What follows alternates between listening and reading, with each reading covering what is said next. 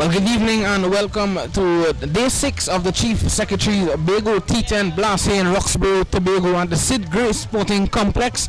Of course, day 5, it was rained out yesterday, no play yesterday as well. Each team was given 1 point, and unfortunately we had no play. So I'm sitting alongside Mr. Sheldon Rooks, starting off this evening, and he's going to just give you a rundown of the point standings thus far for the tournament. Well, very good afternoon, Vishan, and a very good afternoon to everyone at home. Vishan caught me off guard there because I don't actually have the point standing. But what I can do is to let you know that it's going to be the Fort King George Gunners who are going to take first knock. And I'll give you the rundown of the teams. It'll be from Joshua James, Antonio Providence, Shaquille Duncan, Keyshawn Dillon, Donnell Hercules, Selvin Duncan, Keelan James, Keston Rodney, Atto James, Nolan Orr, and coming in for his first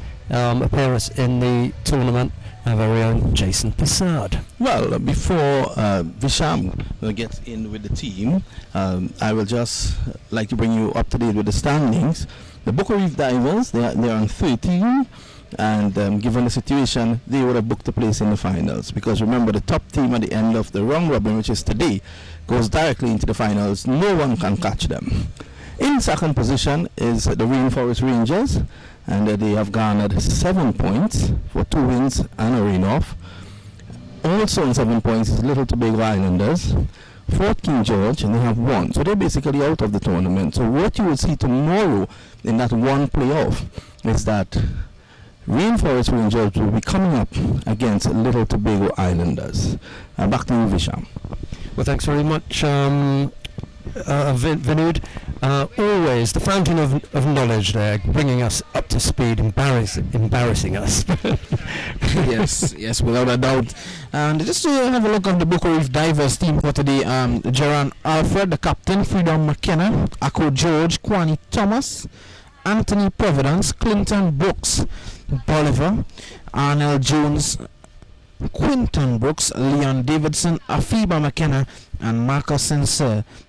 12th man Dwayne Murray, and 13th man Ashon Pay.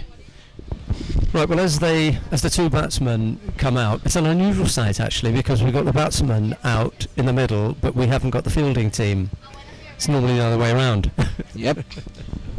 But the divers have got themselves in a rather friendly huddle at the moment, and just off camera. And once that's done, then they'll be out to take the field. Vinod Mamchan was saying, that they've already booked their place in the final. Do you think, Vishan, that there's the prospect A of the divers just taking their foot off the gas, or B, the gunners just rolling over and saying it's time to go home? Which one of those things do you think is more likely? Well, I think what I've seen so far is that the Boca Reef Divers, they have been playing excellent as far throughout the tournament, and one would hope that, well, actually their fans would hope that they maintain that momentum. But normally you tend to see those teams that are doing well at the start of tournaments, they tend to lose that momentum at the back end. Look at Guyana Amazon Warriors, for instance. Last year CPL, they were playing well throughout the tournament, and when they reached the final, they couldn't bring it home. So let's hope that does not happen for the Boca Reef Divers, because they have been going well.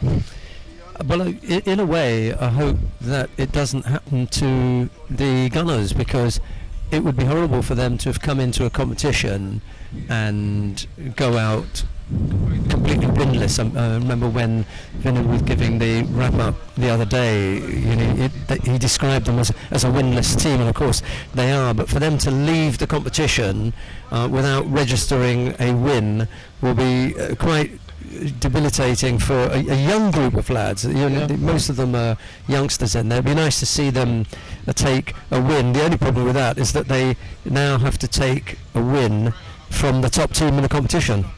Yes. It's first place playing last place here today in the match 1 of day 6. Fort King George Gunners versus Bago Reef Divers. Seems to be Joshua James, the captain, opening the batting alongside Antonio Providence. Providence, he's at the non-strikers end. James, he's going to face up the first ball of this contest. Of course, they are playing for pride now, the Fort King George Gunners. What I'm interested in seeing though is how the pitch plays, because the pitch has been covered up until about 20 minutes or so before play started. I think Vinod was also saying that the first innings were normally quite low-scoring affairs, especially when the pitch remained covered for that long. Yeah. And there's no really big breeze to say, okay, we're going to have a bit of breeze to dry it up. It's very cool conditions. Very close to the ocean as well, so the air's moist as well. Anyway, we'll see how we go.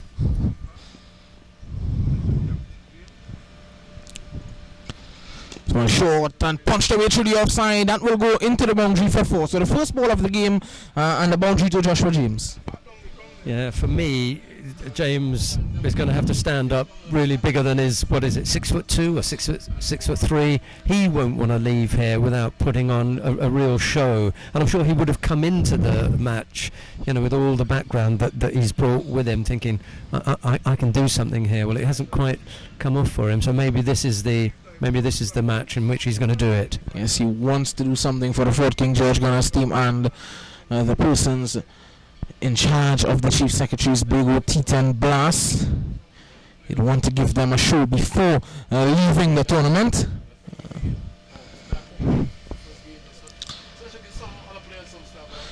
This one is a wide delivery. Yes, so the first extra of the game as well. Outstretched arms of the umpire comes into play. 5 on the board, 1 ball bowled. This one is cut away again.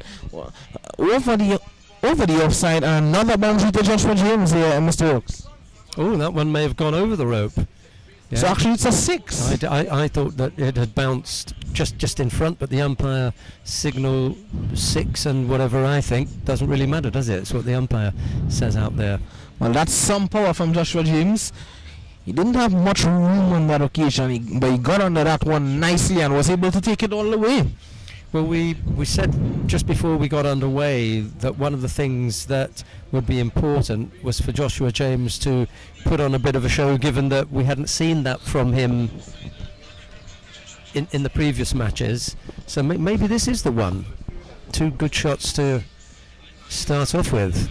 So it's a Phoebe McKenna taking up the ball for the Bago Reef Divers. This one is on the side level next to man, flicked away beautifully by Joshua James, and that's another maximum here at the Cyd Gray Sporting Complex. He's really going for it tonight then, and to be honest, this is what we expected from him in the previous game, so great. I'm glad for him. I'm happy for him, and I'm happy for the team, because they're sitting there waiting to come in, and maybe this will just really pull them up by the bootstraps here and give something a little bit special tonight. Let's see if Phoebe McKenna can rebound here now.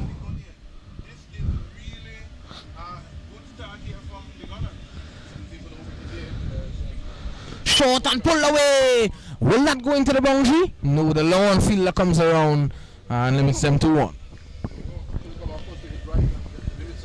Yeah, he made good contact with it. I just would be interested to see how the outfield plays, given that we had so much rain yesterday, and it won't really be bone dry out there. Will it be a bit slow, I think? Yeah. And here comes the left-handed Antonio Providence to face his first ball, and Phoebe McKenna's going to go around the wicket to him. Yes, he'll be looking to angle that ball into the pads of the left-hander and get it turning away from him. He's already been taken to the cleaners in this over thus far. This one is a shortish delivery again, but on the line of a stump, they will get an easy single in the end here. And good running. I think that's 16 off the over, isn't it, so far?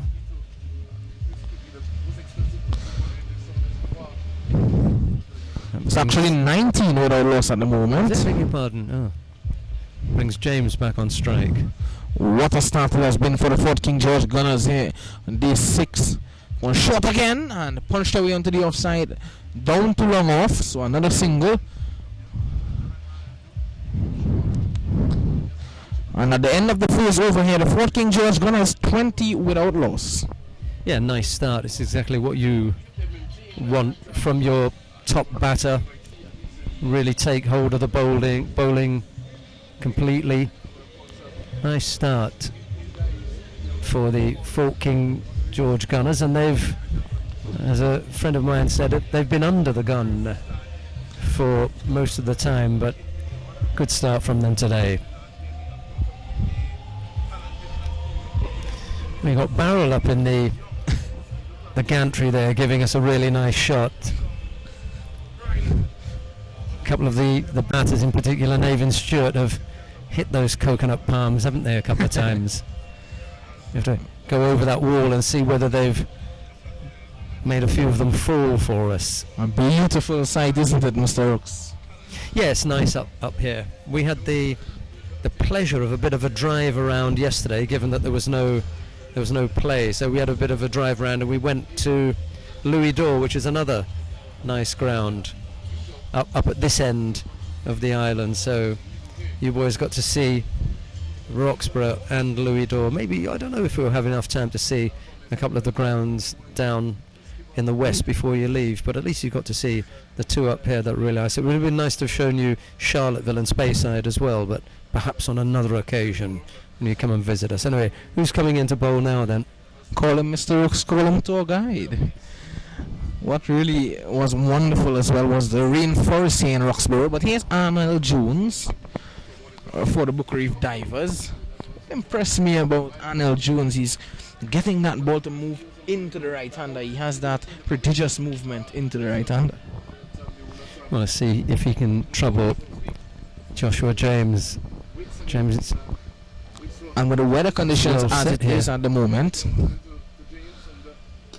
this one is pulled away and down to deep mid-wicket, and a misfield there, slip in the field actually will allow him to get through for 2. Nothing you can do about that. The conditions underfoot are slippery, everybody knows that, so can't really fault the fielder there. He got in as quickly as he could. He would have stopped them to a single. Yes, a heavy outfield as you mentioned. So it's out of the off stump, down the ground goes Joshua James, but it only manages to go, and what wonderful catch there by, it looks to be the captain, Jaron Alfred. So Joshua James departs here for the Fort King George Gunners. Yeah, he had a little bit of a step towards the end, just to catch up with it as it moved away from him. But he kept his eye on it well, made sure, got both hands to it, and in the end held on to a good catch, and the skipper departs in the second over. He had a rough tournament, Joshua James. You got a feel for him, the young man. He looks disappointed in the end, unfortunately for him and his team, Fort King George Gunners. But they will want to win this game. A consolation win for them will be very important. I think it's Shaquille Duncan who's coming in now. He'll be at the non-striker's end because the batsman crossed. Antonio Providence in strike now. Can't say that he's had any chance to have much of the bowling because Joshua James was down at the business end piling up the runs. It's 22 for 1. Anyway, we're in over number 2. Any fast bowler, Mr. Rooks, be it medium pace or whatever, they will relish these conditions to bowl, especially the opening bowlers. Yeah, I don't see a great deal, moving off the pitch. It's not bouncy, is it? It's not really giving that much assistance. The thing that might happen is something in the air. It's moist and steamy. Maybe they can get something coming through the air. Anyway, it's Providence ready. No, he's not actually. just stepped away from a moment. The left-hander settles over his bat now. So what is filled from Arnell Jones and just beating the outside edge. That's where he wants to be, Arnell Jones. Just on about that off stump, slightly outside the off stump and moving away from the left-hander. Yeah, that was a good ball. It had Providence just fishing outside the off stump there. So when he's down the ground, and will this be out on an easy catch in the end there for the deep extra cover fielder. So 2 wickets in 3 balls here for the Booker Reef Divers, and Anthony Providence departs. Yeah, didn't quite get enough on that to take it over the boundary. And just sat nicely into the midriff of the fielder coming in there. Held it well in the end. Stuttered a bit as he came towards the ball, but again, you know, good hands, both hands to the ball, and swallowed that happily. 2 wickets down, 22 on the board. Just waiting on the new batsman here now. 2 quick wickets for the Booker Reef Divers. How vital will that be after such a good start from the captain Joshua James for the Fort King George Gunners? Just breaking the momentum for the Fort King George Gunners here was the Booker Reef Divers. Arnell Jones proving to be dangerous here in his first over. He'll be bowling to the right-handed Shaquille Duncan now. So 2 new batsmen at the crease, Mr. Rooks.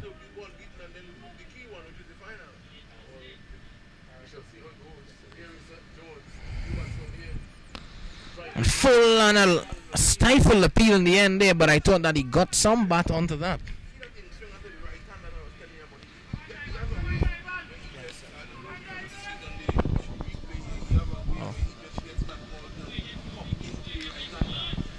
Good energy in the field from the Booker Reef Divers, and why not? They're on top of the table and they are doing well. Here he is, Jones. This one is full and an in-swinging delivery on that occasion, and played down to long on.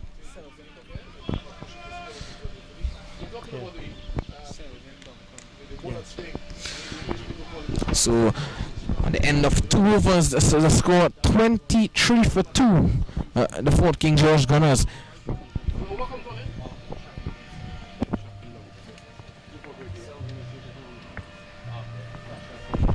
So Selvin Duncan and Shaquille Duncan in the middle here now for the Fort King George Gunners. Shaquille Duncan just looking to get his helmet out there now. Well, it's going to be slightly confusing because that was what was useful for us, the fact that Shaquille had come out with a cap. And now he's going to get helmeted up. I think he wears a blue helmet, if I'm not mistaken. So the maroon helmet. No, he's got a maroon helmet as well. Anyway, there's a big 90 on the back of Selvin Duncan. So, and he's at the non-strikers end. It's Shaquille Duncan who's going to be facing this next delivery. He's the number 3. Wonderful weather, wonderful atmosphere here at the Cyd Gray Complex in Roxborough, Tobago.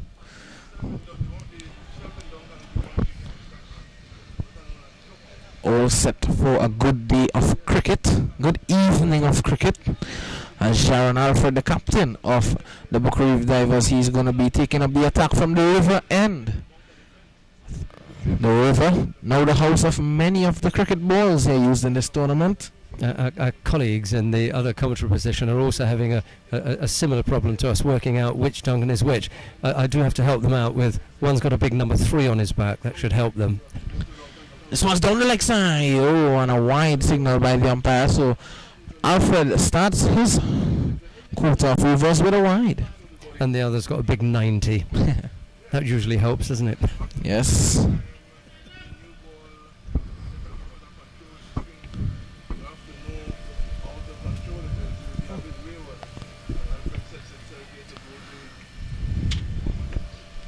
Down leg side into the air, but Down too long on for 1. Yeah, it was a slightly aerial shot there, but with the man being back, it just dropped harmlessly and rolled out to the man in the deep. And he's not actually on the boundary, sort of halfway back, either like them in, or all the way out. If they're all the way out, then it's going to be a single. Yeah. If they're halfway in and it goes over your head, then you're in trouble. Well, both Duncan, they are doing the right thing at the moment. Well, Selvin Duncan actually is going to be facing his first delivery now. A short. Oh, that's a wonderful delivery there from Jaron Alfred, extracting some pace and some bounce on the track. Yeah, just dropped his hands and that went past him. He nodded in sort of admiring that delivery. It was Akko George behind it, or it is Akko George keeping for the divers. I think Dwayne Murray had an injury, didn't he? Down the leg side, so 2 wides from Jaron Alfred.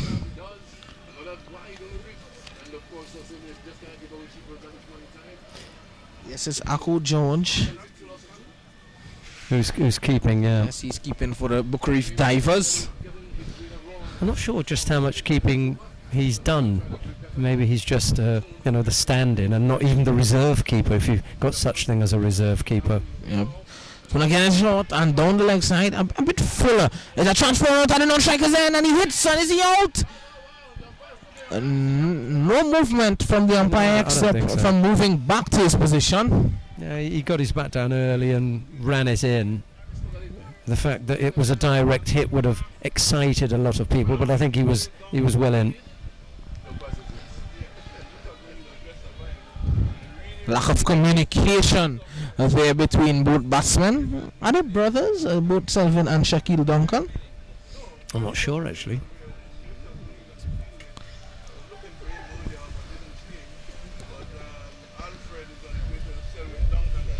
And hoisted into the air, it goes high. Will it be out here? And an easy catch in the end there for the fielder. So 3 wickets now down for the Fort King George Gunners.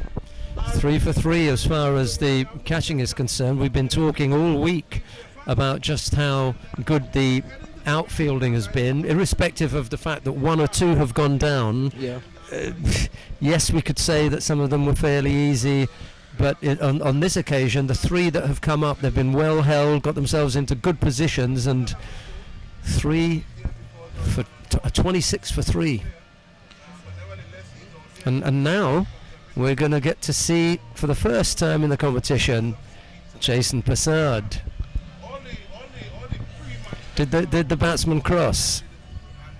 Can we consider Jason Passard a reserve coming in this game? There's been an injury, and he's had to come in and take over. So let's see how he will go for the Fort King George Gunners today. They need some work here from one of these batsmen. They need some substance here added to this innings from them. This one is short. Let's turn on to the onside, so he'll pick up a single here. Shaquille Duncan. Nice and easy. Let it come into his pads. Just tucked it onto the onside. Passard is wearing James's shirt, so don't be confused by that. His first delivery in this tournament he's going to be facing here now, Passard. Tall, left-handed bat with lots of experience. Well known on the Tobago cricket circuit. Anyway, here's his first ball. Short, and I don't think that he wanted to play at that one. He played at it after the delivery had passed him. Yeah, it was well gone, and that was a second short lifting ball in the over, so he's able to extract a little bit of bounce out of the wicket. I suspect now that he's aware of that they're unlikely to catch him off guard. Yes, and there we see the artificial lights coming on here on the Cyd Gray Sporting Complex. As we saw the sun going down, well, actually there wasn't that much sunlight as we came into the ground this evening. was cool weather conditions, some grey clouds above us as well. Not threatening clouds in any way, but very cool conditions. So it's Thomas bowling to Duncan. I think if you remember that it was 20 for no wicket at the end of the first over. Yeah. We're at the end of the third now, and we've only managed to put on 7 runs, and we lost 3 wickets. Kwani Thomas taking up the attack from the rainforest end, and a dot delivery to start. There's a horrible sound from the bat there as he bottom edged that into the ground, and then there's a man at short third man who picked that up, but it was a horrible sound, not really the best connection. This one is swung away onto the onside. Will it go into the boundary for 4? Yes. So Shaquille Duncan, he picks up his first boundary, takes the score out to 31 for 3.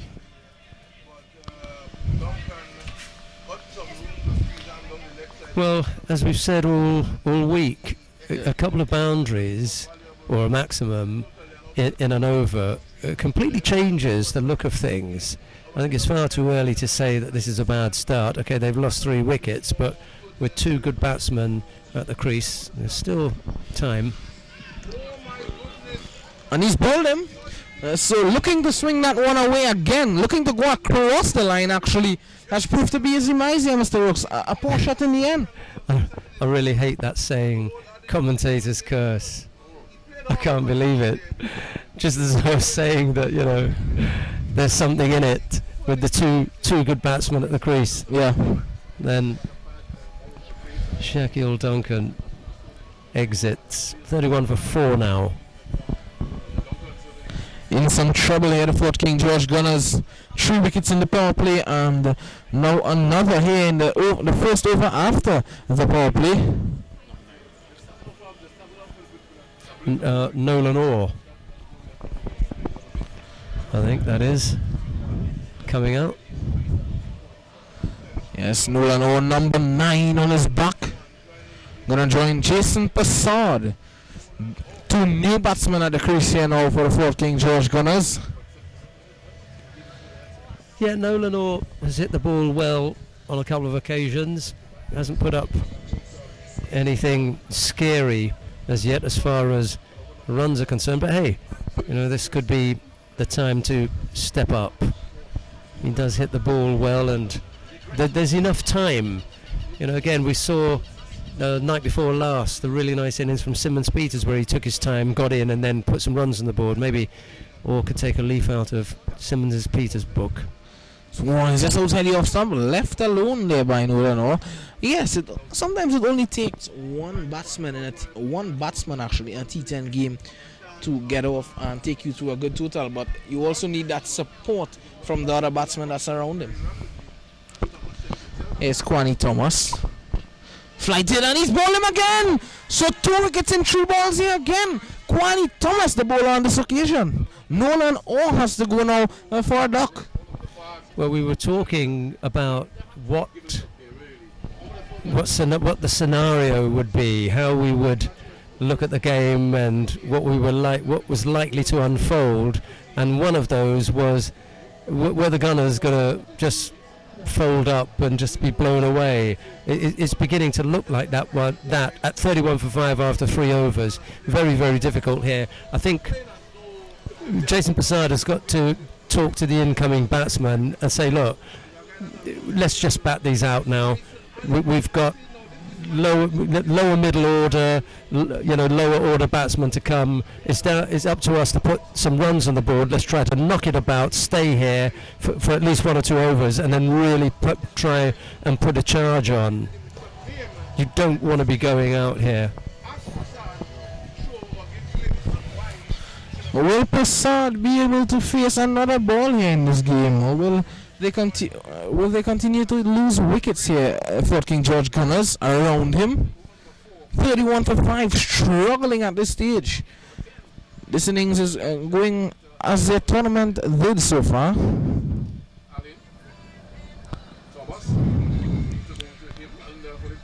So down the leg side, and not being able to make connection onto that one there was the batsman, and getting through for a leg by.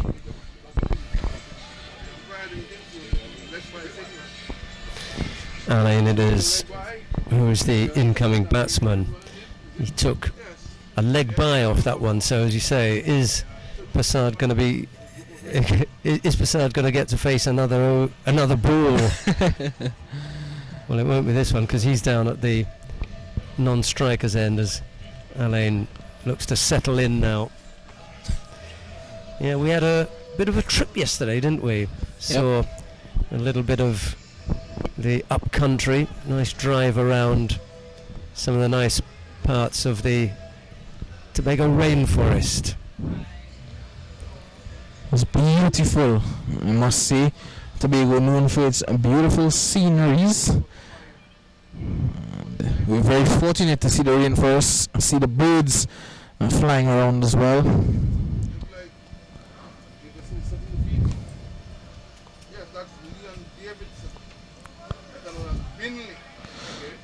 Four overs has been completed. We are now into the fifth over here.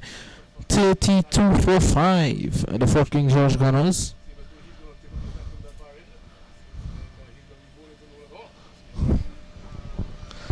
It'll be enough for me not to say thanks for the drinks today, Mr. Rooks. Oh, the cool off drinks provided. You're most welcome.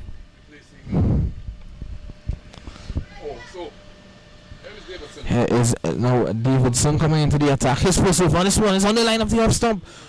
Oh, just guiding that one there to third man. A bit too close to cut there, to be fair. Yeah, if you're going to dab, you know, you need to get past that ring, and that just went straight to the man there. It's full this time, and down the ground goes Allen, and this goes off a long one for 6. So fighting back here now is the Fort King George Gunners. Yeah, you have to put a few big shots and a few big overs, or else the divers are not going to have a total worth chasing. I think we saw 72 or 73, was it, the lowest total? Cut away, but down to deep backward point. 6 and 1. Smart batting here by Allen. Why not? And not least of all because he knows that he gives the strike to Jason Prasad. Jason Prasad is perfectly capable of not finding the boundary, of actually clearing the wall. So this is a good, strong batsman here, the left-handed Jason Prasad. He's on 0 at the moment. So he will get to face a ball after all. Let's see, Prasad. Oh, just beating the outside edge there of Jason Prasad. So he's not off the mark yet. Already faced 2 deliveries, Prasad. So it's good bowling here by Davidson after being hit for that maximum. Traditionally free, and he's looking to sweep that one away. Good work by Akko George to pick his keeper. Yeah, he's got time, Prasad, so I wouldn't worry about that too much. It was a good take actually down the leg side by Akko George. Outside the off stump and looking to cut that one away. I think that will be a wide. Yes, it is now signaled by the umpire. So Prasad not being able to get bat on ball here at the moment. I wouldn't worry about it too much as yet. That was a wide ball, so you'll have to bowl that one again. He is a capable batsman. So and again. Looking to drive that one through the offside, and that brings the 5th over to an end. It's 40 for 5, the Fort King George Gunners. Will we see a strategic timeout? So yes, it looks as though we will see a strategic timeout. So after more thoughts from you, Mr. Rooks, we'll take a very short break and be back very soon. Yeah, it's unfortunate for Prasad that he hasn't been able to find his timing. He's been trying to cut, he's been trying to dab a few things. Let's see that timeout now.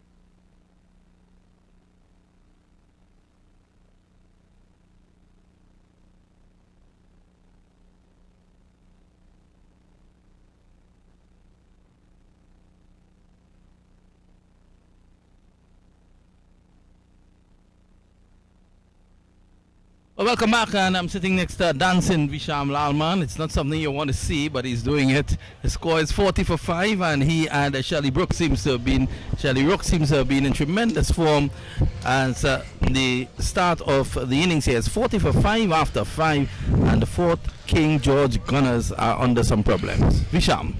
Yes, don't know who fooled Mr. Mamchan,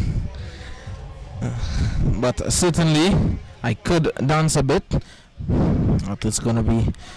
But I can tell you something, that the Fort King George Gunners, they won't be dancing at this stage.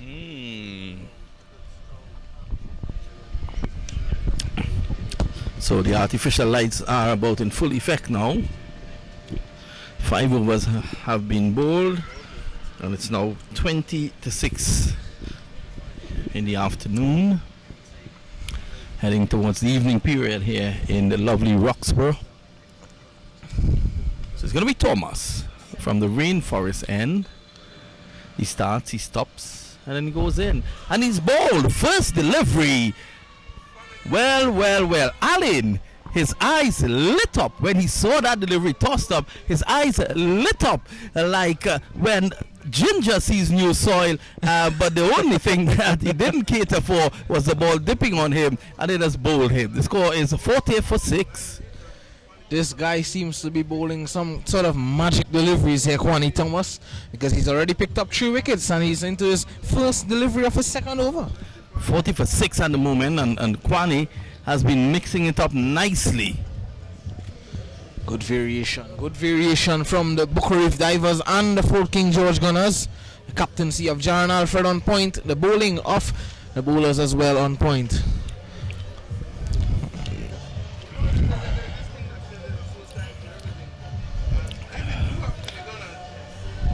So Prasad is in there still, and Prasad could say that he has scored the most runs in this tournament because he was the scorer until this match. He's out there. As you can see, a lovely picture of the Atlantic Ocean in the background, coming from our cameraman Shakil Freedom John. He's sitting atop the scaffolding.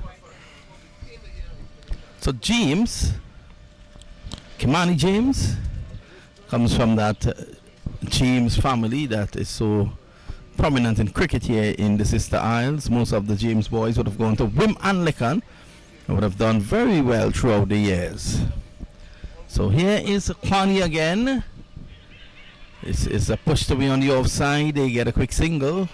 There's a lot of people. It's out, run out! 41 for 7.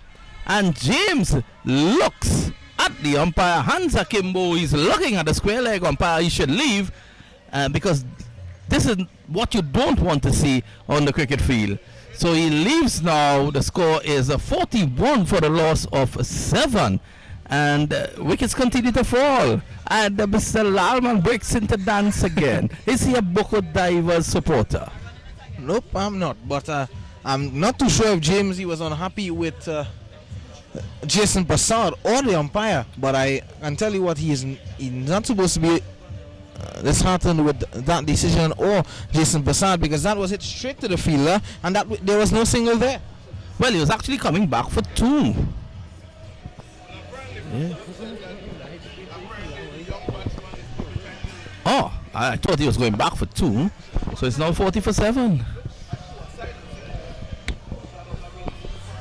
I'll organize some coffee for you, Mr. Mamchan. Yes, 40 for 7 now. And we're about to, if they don't watch it here, this could be the lowest score in the tournament. He pushed it.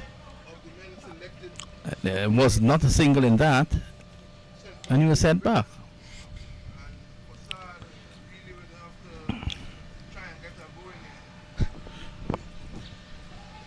This time he's flicked away uppishly. So getting away from the firing end is Dylan.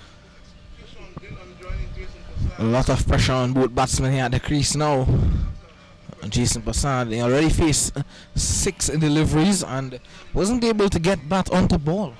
Well, Jason Prasad from Georgetown, Guyana originally. He has been living in Tobago for many, many years now. This time he's looking to go down the ground. That one creeps along. Probably got an under edge onto it.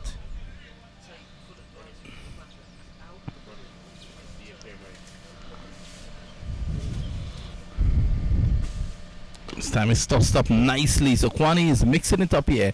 He's darting some in, he's tossing some up. And these guys are unable to really read him properly. But well played there by Prasad as he gets one.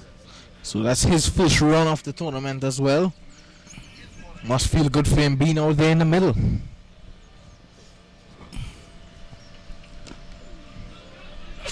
So one more. Down behind square. Fielded there by Clinton Brooks. Better known as Bolivar. It's the end of the over. 3 wickets there for Corny Thomas at the end of his spell. And at the end of over number 6, the latest score here at Roxborough. Fort King George batting first here. They're 43 for 7 against the Gunners.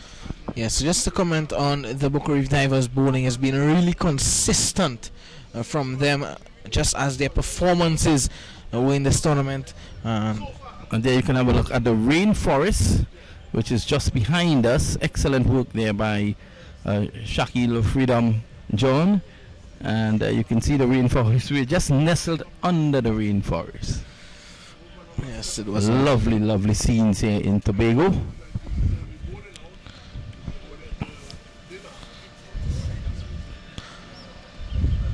So back to the cricket, and the problems here for Fort King George Gunners. Runs column looks good for them, but the wickets column is what will be at the back of their mind. Kishan Dillon, he's been doing well with the ball for them during this tournament, but what he will need to do is step up with a bat now.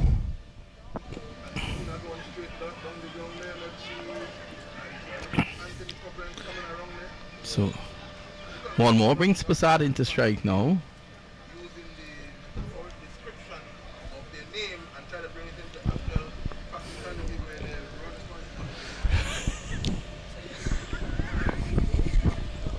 Prasad plays that late down to cover. He's trundling down the crease, but he reaches. So that's one more. It was an easy single in the end because there was a slip from the fielder there at cover as well. But it's smart batting here by these two batsmen. Yes, they only have 3 overs and a couple of deliveries remaining.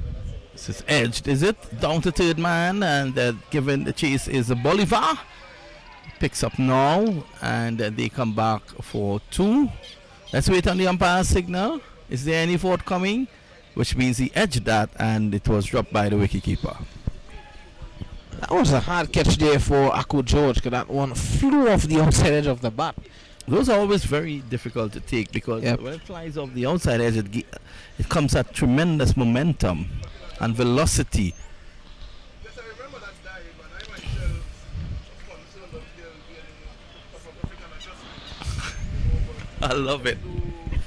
It's quite deceptive when you look at it. It moves well. I say good evening to Breaker, who's also on commentary for Tobago Live, and this is a swung away by Prasad. He just forgets to make connection. There was a breakdown in the communication on that occasion, as between bat and ball. This time he hits it hard, and this is going to go over the fence for 6 runs, is it? Yes, so 6 to Jason Prasad.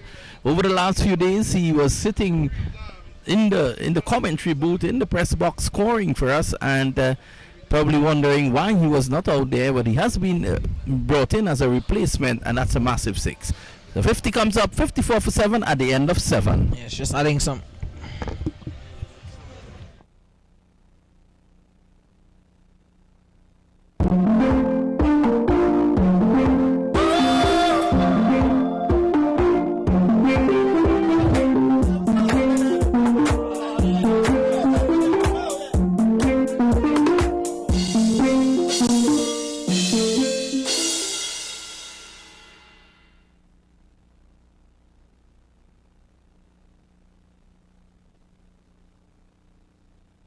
On Brooks, he's going to be taking up the attack from the rainforest end.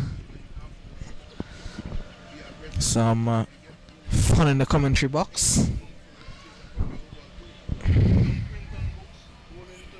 So Quinton. Way outside the off stump, allowed to go by, signaled by the umpire. So the Chief Secretary himself, Ansel Dennis, is here, taking in the proceedings. He was here early on having a knock. He's preparing for his All-Star game that takes place here on Friday before the Grand Finals. Here you can see Dillon just leaning over his bat.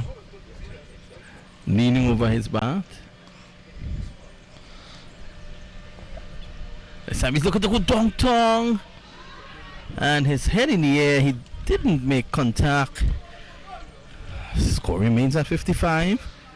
And it was really poor effort with the bat here by Fort King George Gunners. Yes, definitely, and I think it was better bowling on the part of the Booker Reef Divers. Kudos to them. So here's Brooks again, and this was outside the awesome. Oh, it's a lovely stop there by the Burley Bolivar. I'm going to implement my paternal obligations even on the field of play. Good stop there from the father. Well, his son is bowling.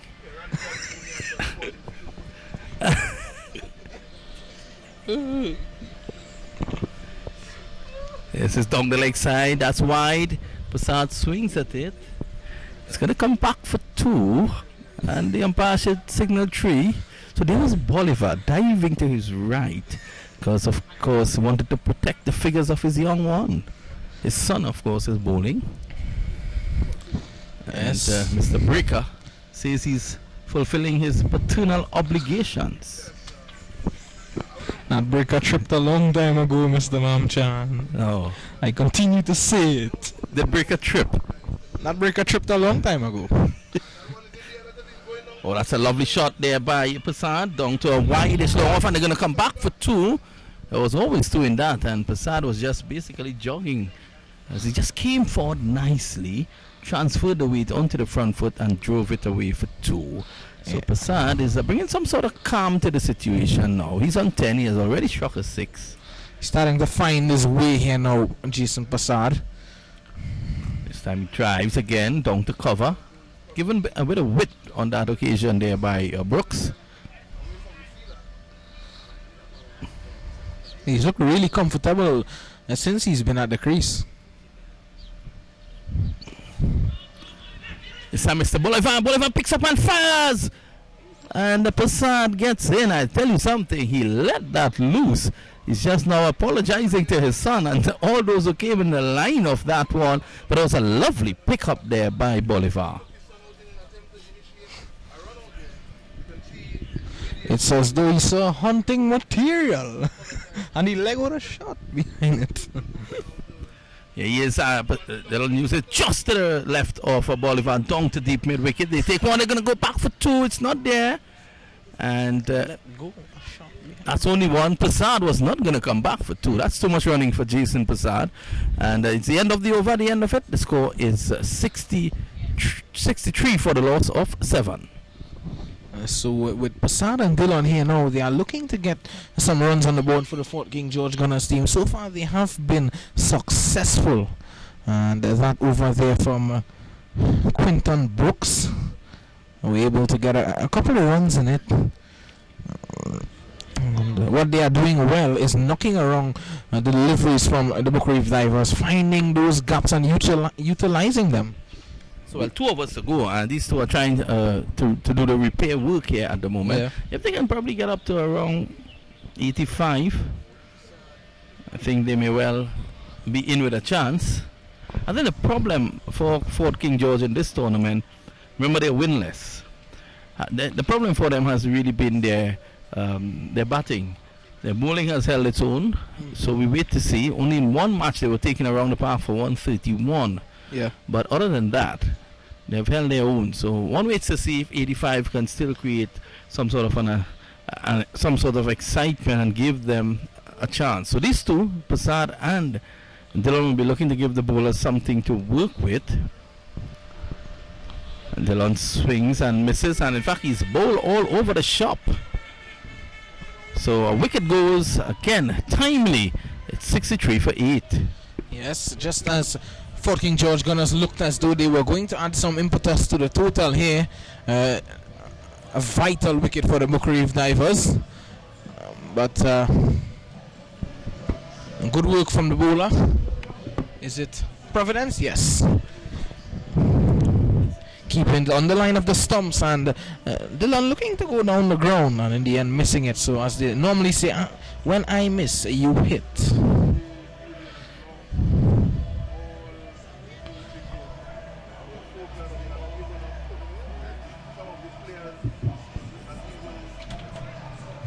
I'm going to make an attempt to predict a score here for the Fort King George Gunners. I'd say 79.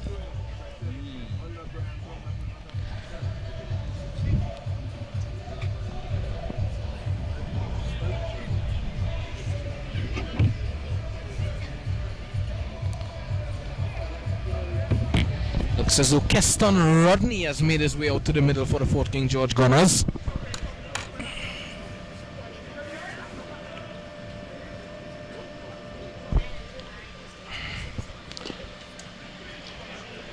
This is good bowling here from Providence.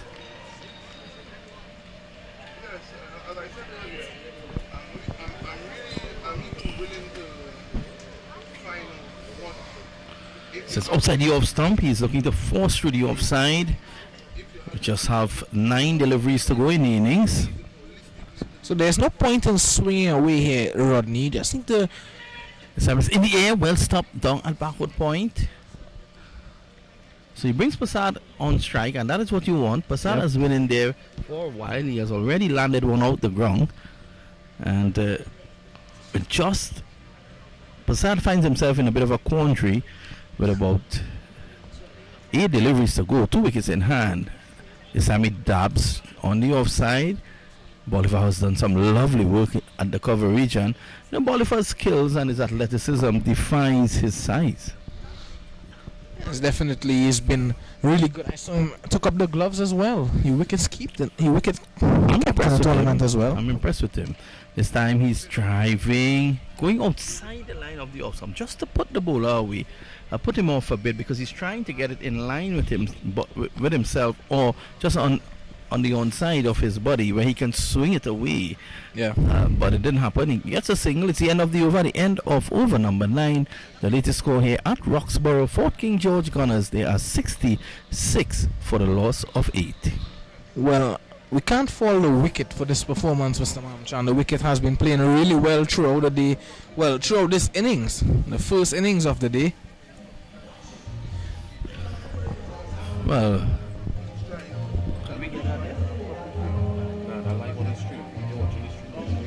so there's a poll on the stream at the moment, and Bucko Reef Divers, they are leading in that poll. We asked the question, the great Micah Rupwa, who's conducting the poll for us, asked the question, who will win? At the moment, Bucko Reef Divers, 71% of those who took part said that they would win, and 29 for Fort King George Gunners. So 29% say they will win, and the Bucko Divers 71%. Well, the Divers have been unbeaten so far, so one will think they've done exceptionally well at 67 for 8. So one will give them the favor. This has landed into the pavilion for 6. This goes in fact on top of the roof. That one landed on top of the roof. Jason Passad, you beauty. An effortless shot. It didn't look as though he made the best of connection, but the landing there over the pavilion, on the pavilion actually, definitely was contrasted at. Well, the man from Georgetown is making a name for himself here. He goes on now to 19 with 2 sixes. Taps at the crease and waits. This time this is played away down to a long on. They take 1.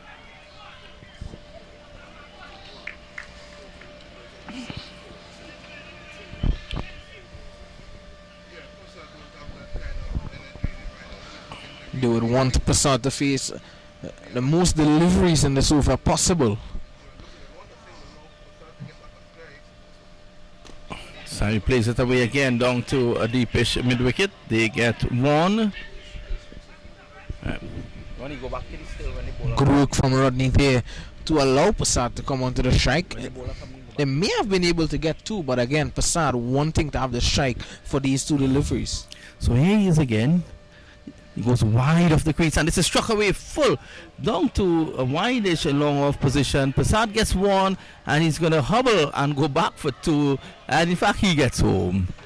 So some untidy bit of fielding there on the offside, and Prasad goes back for 2. He seems to be laboring there, Jason Prasad. Of course, his very first game in the tournament. He's batted well. He's on 22 out of 77 for 8.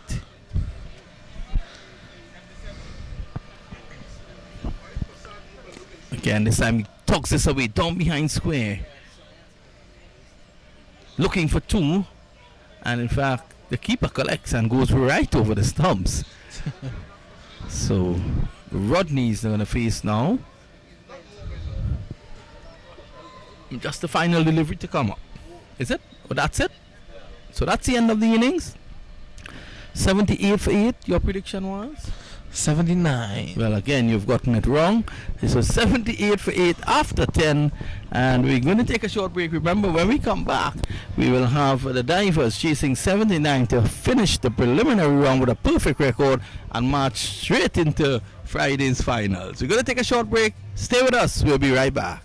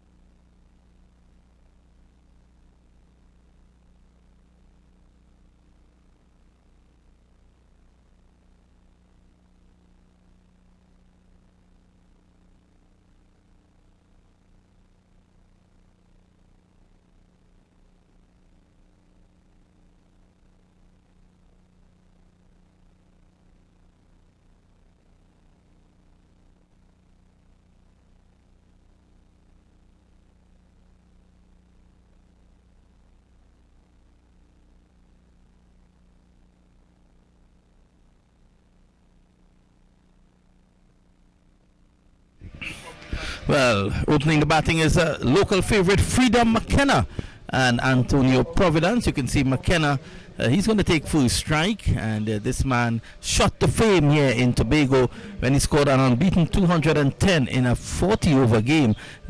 His team, they were chasing 360 to win. They got home at 360 without loss, with Freedom McKenna scoring 210 not out. So he's a local favorite. He's going to face Dillon. And this delivery is a slower ball bumper. Doesn't really get up, but you can see pace off, and McKenna was trying to play on the onside. He was threw the shot a bit too quickly. Let's welcome a man who really loves the batting of Freedom McKenna, Visham.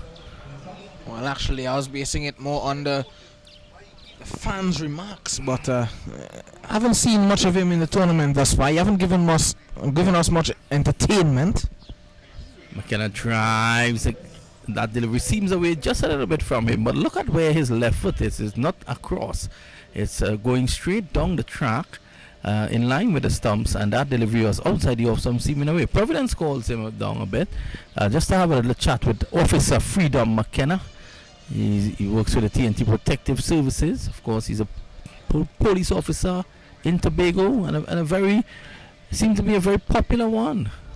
Yes, Freedom, the Russian McKenna. Probably rushing things a bit early on in the proceedings. The Russian is rushing.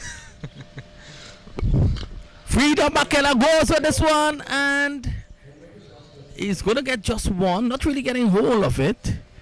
There was a loud thud onto the bat. You didn't get that nice, beautiful, lovely whispering song that you like so much when Michael is batting. Here's Dillon. Providence is coming forward and looking to play down to third man. He seems to have just missed it, and the umpire is going to signal byes. Again, a slow delivery, so Dillon is mixing it up nicely in the opening exchanges. Remember the target, 79. Well, there was some really good movement there for the bowler, Christian Dillon, as well.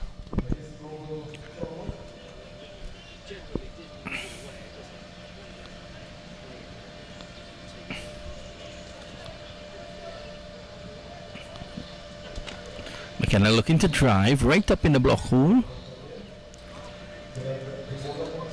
So Freedom McKenna being promoted to opening. He has not the best of tournaments, but he has a massive reputation here in Little Tobago. I think he's been given the license to play with Freedom out there in the middle.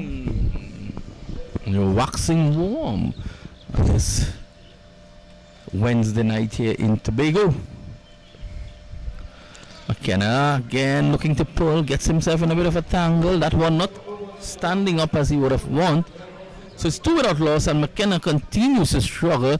There's a bit of banter between McKenna and Dillon. McKenna is telling him, I'm going to get you. And Dillon is saying, well, you seem to be batting with a donut. It's the end of over number 1. The score is 2 without loss.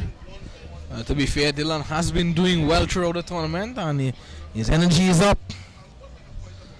So you don't want to take it out of proportion here, Dillon and McKenna. I think it's all a friendly banter out there in the middle. And the moment Freedom McKenna continues to practice that one shot, the pull shot, which seems to be one of his favorite.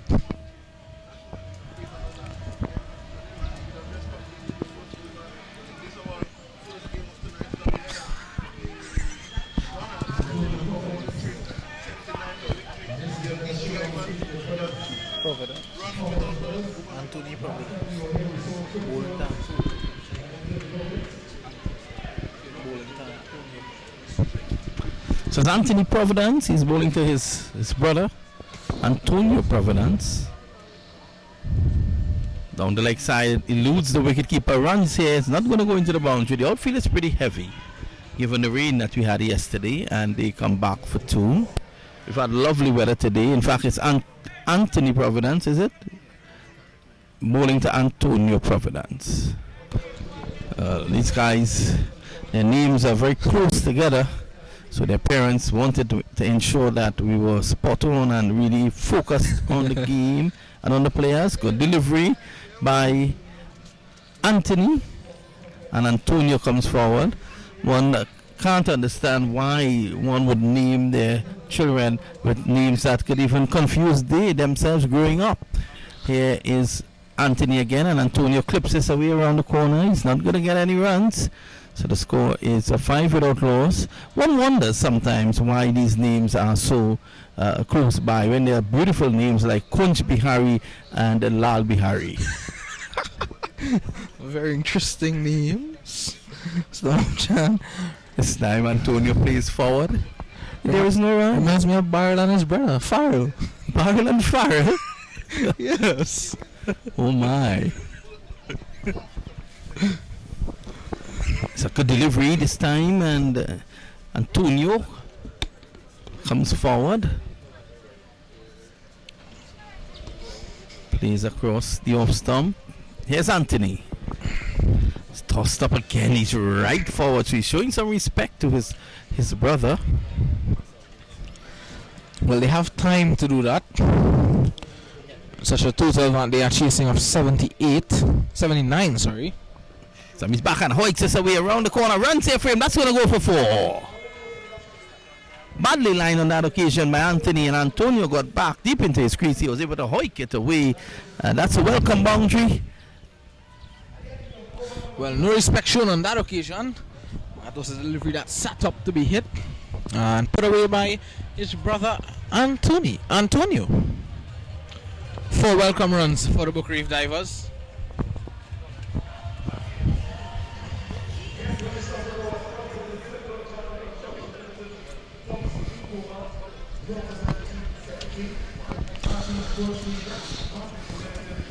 So it's going to be Freedom McKenna to face again.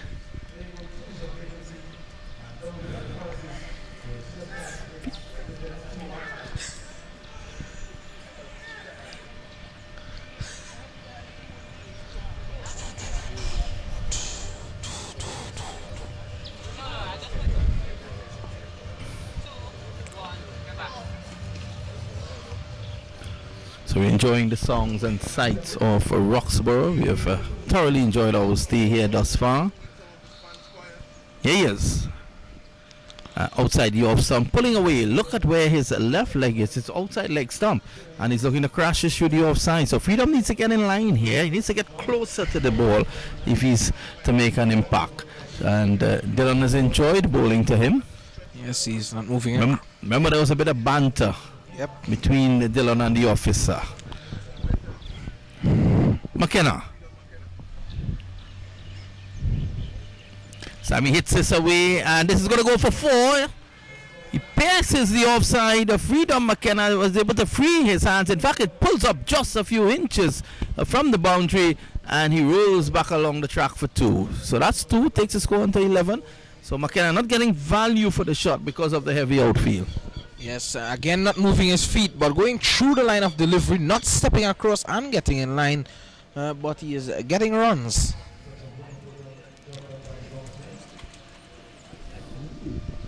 Here's Dylan. Again, McKenna playing before the ball arrived, and he's chatting away at the bowler. As if to suggest, he's suggesting to the bowler as if he's doing something wrong. I think Freedom McKenna is doing something wrong yes. here. He's rushing it, Freedom the Russian McKenna. The ball is not coming on to the bat as he would like. And, you know, I was saying today that this pitch could have played a lot better had they pulled the covers off earlier. Yeah. But they just pulled the covers off about half an hour before play, and there was no rain about. Here's Dylan. Slow delivery, and it's ball, McKenna. Freedom McKenna continues to have a horrid tournament. He's going to send him off. He's going to signal to him, and Freedom McKenna has to leave. There he is, Officer Freedom McKenna. He has not enjoyed this tournament so far. He wears a smile now. Seems to be a very lovely character indeed. And there he is. He goes away. Well, how many he got? He got 3. Thankfully, he at least scored 3 runs, and he didn't make a duck. Because had he done that, Mr. Skettel would have been out there with him. Battle sealed and won by Quashon Dillon on that occasion. We know, of course, who will have the last laugh, who will have the last salute as well. Ako George heading to the middle, Mr. Mamchan. He had a very good tournament thus far.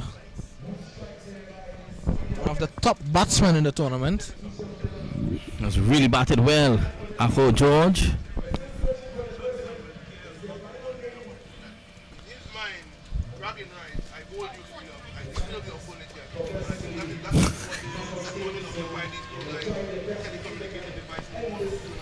So Freedom McKenna losing out in the last battle.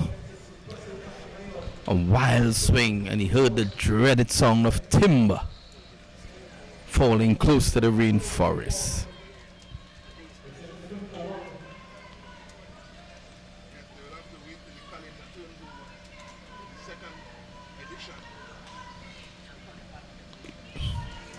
This is whipped away around the corner. He's going to get a single.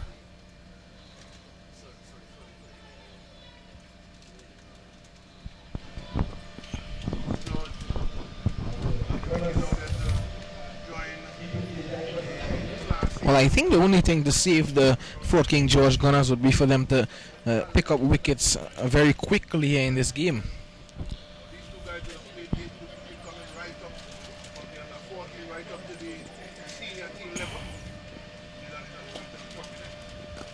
This time he's looking to drive. It takes the inside edge, goes down behind square, and he's going to take one.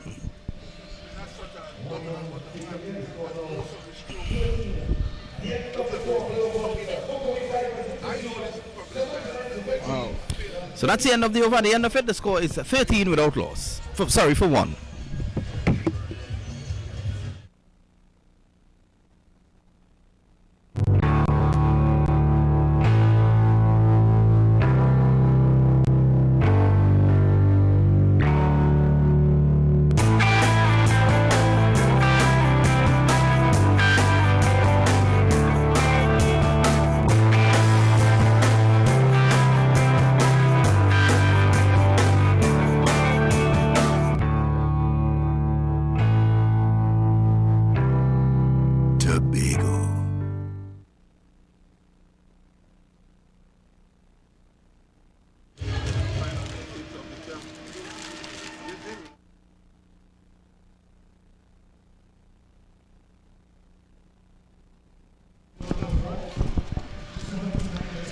Well, we are back here and taking up the attack from the river end for the Fort King George Gunners will be Keston Rodney.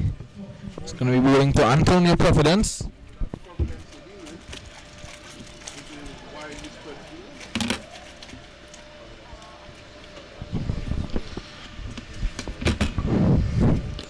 Short and into the air here now, but I think it will fall safely. And yes, so Providence, he continues to battle here for the Booker Reef Divers. He picks up a single, 14 for 1, the Divers. Good start for Keston Rodney.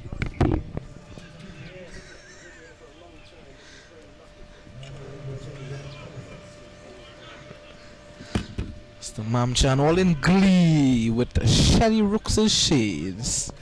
Yes, it's 14 for 1. George is on strike.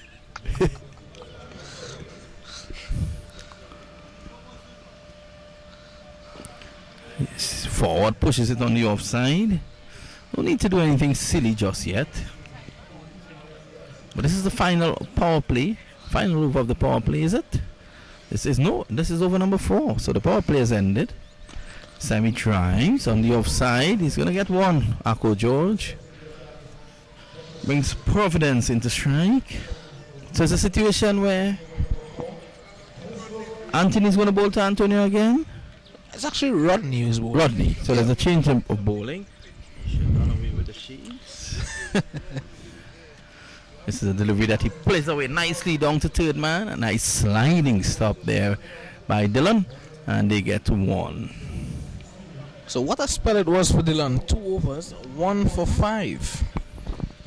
He has tried.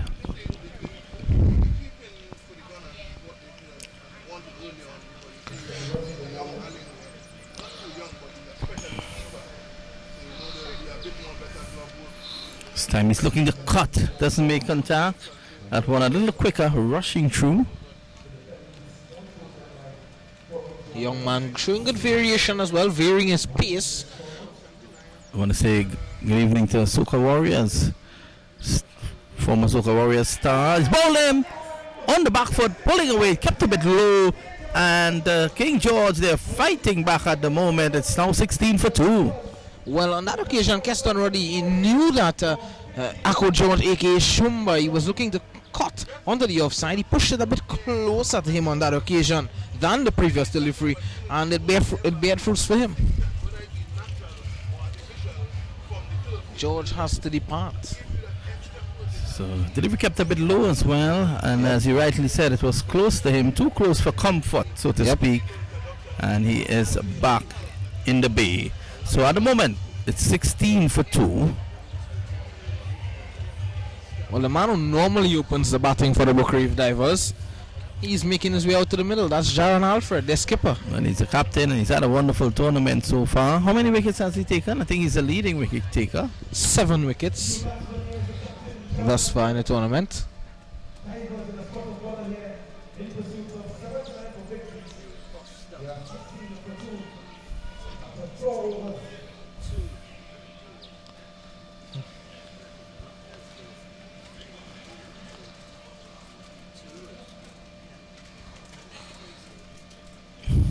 So a bit of pressure here now for the Booker Reef Divers, losing 2 quick wickets and only having 16 runs on the board after 4 overs.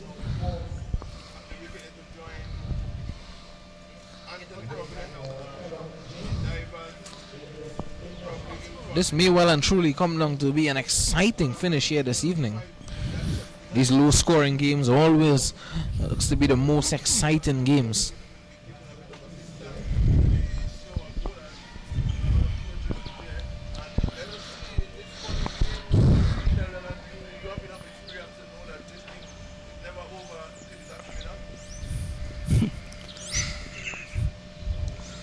Outside the offside again, off the back foot, looking to crash it through the offside, but he should have gotten back and across, which is what he didn't do. So the pitch is not the easiest one to bat on. Yes, well, it's a bit low and slow and difficult for the batsman. So Jones is the new bowler. James, actually, sorry. Well, that's a no ball, so we're going to see a free hit, probably slipped from his hands. So it's a free hit coming up, and the divers will be looking to maximize this here. It's going to be Providence to face it. Yes, I think they will welcome this opportunity with the position that they are in at the moment. Oh, that's a good delivery. In fact, it's signal wide. He saw him coming and he shortened it, but it seemed away and called wide by the umpire. So we're still in the free hit zone. Could there be a possibility here now for the last place team to be victorious against the first place team, the Booker Reef Divers? Well, what an upset that will be. Still, it'll be a situation of too little too late. It's a slow delivery. It's hoiked away down behind square. A bit of football being exhibited down there. So that's a single. So not really being punished with the free hit, just a single. Well, the free hit delivery almost resulted in another free hit delivery there. Very close to being a no ball as well.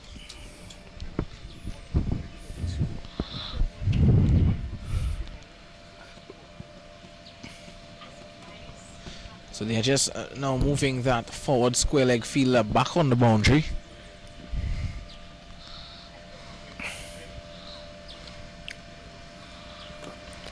This is forced away through the offside. Runs here for him. He's going to take 1. They're going to come back for 2. This is Atto James giving a chase down there.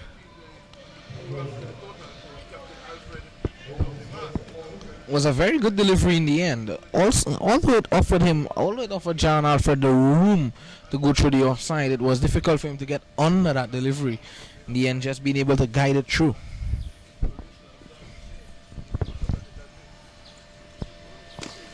Jared Alfred drives nicely, pleasantly. They take 1. They should come back for 2. No. Two very fit youngsters out there in Providence and Alfred. Good work from the fielder because he came in running quickly, attacked that one as it came to him. And of course the outfield will tend to allow them to get more runs out of it between the wickets, that is, not in terms of getting it to the boundary. Sammy's back and pulls. Oh, nice bounce down to long on. So 1 to Alfred. In fact, it's Providence. Brings Alfred on to strike. Came off the bat pretty sweetly there on that occasion. Would have thought that he should have gotten more runs out of that. You can see he was a bit disappointed there, was Antonio Providence.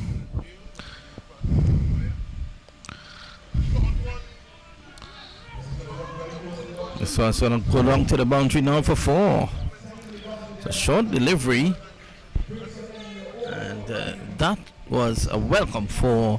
It takes the score now on to 27 for 2. And when you're chasing a small target like 79, you could ill afford a lot of boundaries.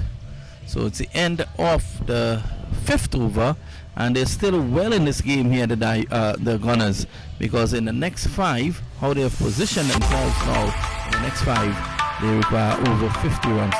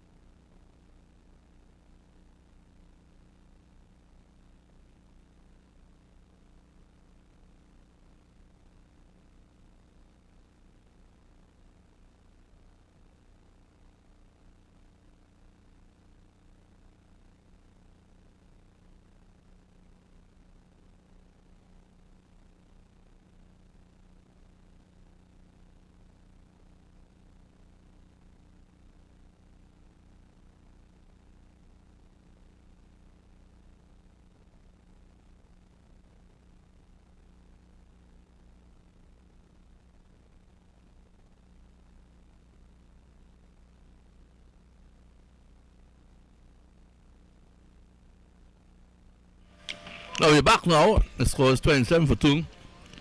52 required of the last 5. They pulled it back somewhat here, the divers, as a welcome Sheldon Brooks. And it's nice that they've taken a couple of wickets, the Gunners, just to keep things interesting.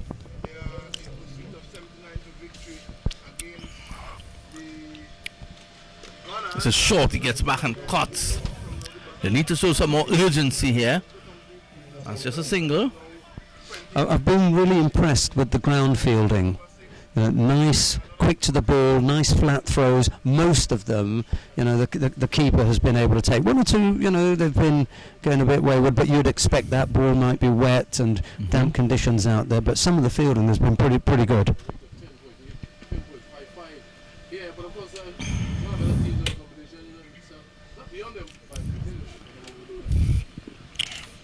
So it's 28 for 2. Sammy's back, hits it off the back foot, and a lovely bit of fielding, a cover chance for a run out. But they're in, and now they're going to get an overthrow, will they? No. Alfred, not interested in going back. 29 for 2, so they can see the pressure building here. Yeah, and again, you get good fielders can build that pressure up, keep the runs down, or where they think there's a 2, there's only 1. That's a good thing. Rodney. Sammy cuts, and there's runs here now for him. So once Alfred is there, they stand a good chance of getting to that target. You could see from the moment that they set off, they knew there was only 1. It's going out way in the deep, but the man out there has got a nice strong arm, so they're not taking him on. Sammy drives again down the ground, misfield by the bowler. Yeah, always really hard when they're hit back at you with such pace to take them cleanly. You're coming through your follow through. Okay, maybe it's not as bad if you're a spinner, but if you're a seamer and you're running through very, very hard to take when they hit back to you. And I don't fancy stopping anything from Jerron Alfred when his arms are swinging as hard as they are during this competition. He's been a real quality bat.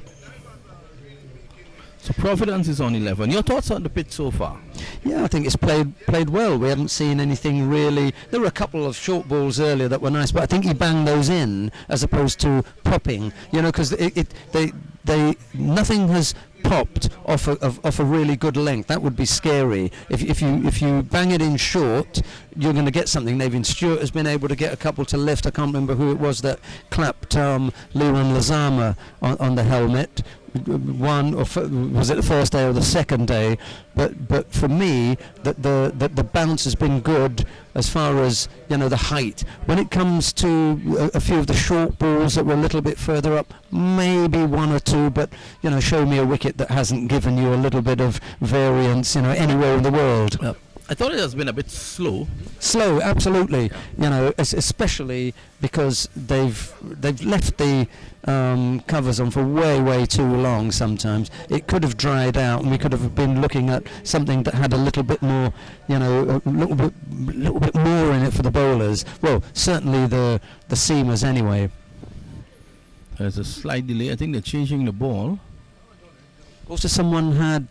I think one of the umpires was looking at someone with a cut finger, and I think he was asking them to go and get that wiped up, a little bit of blood. Whether or not that will delay us, I don't know, because it wasn't the bowler, oddly enough.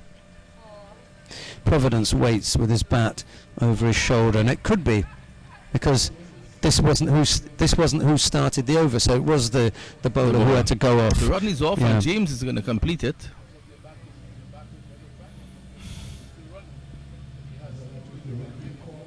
How's the COVID situation treating you?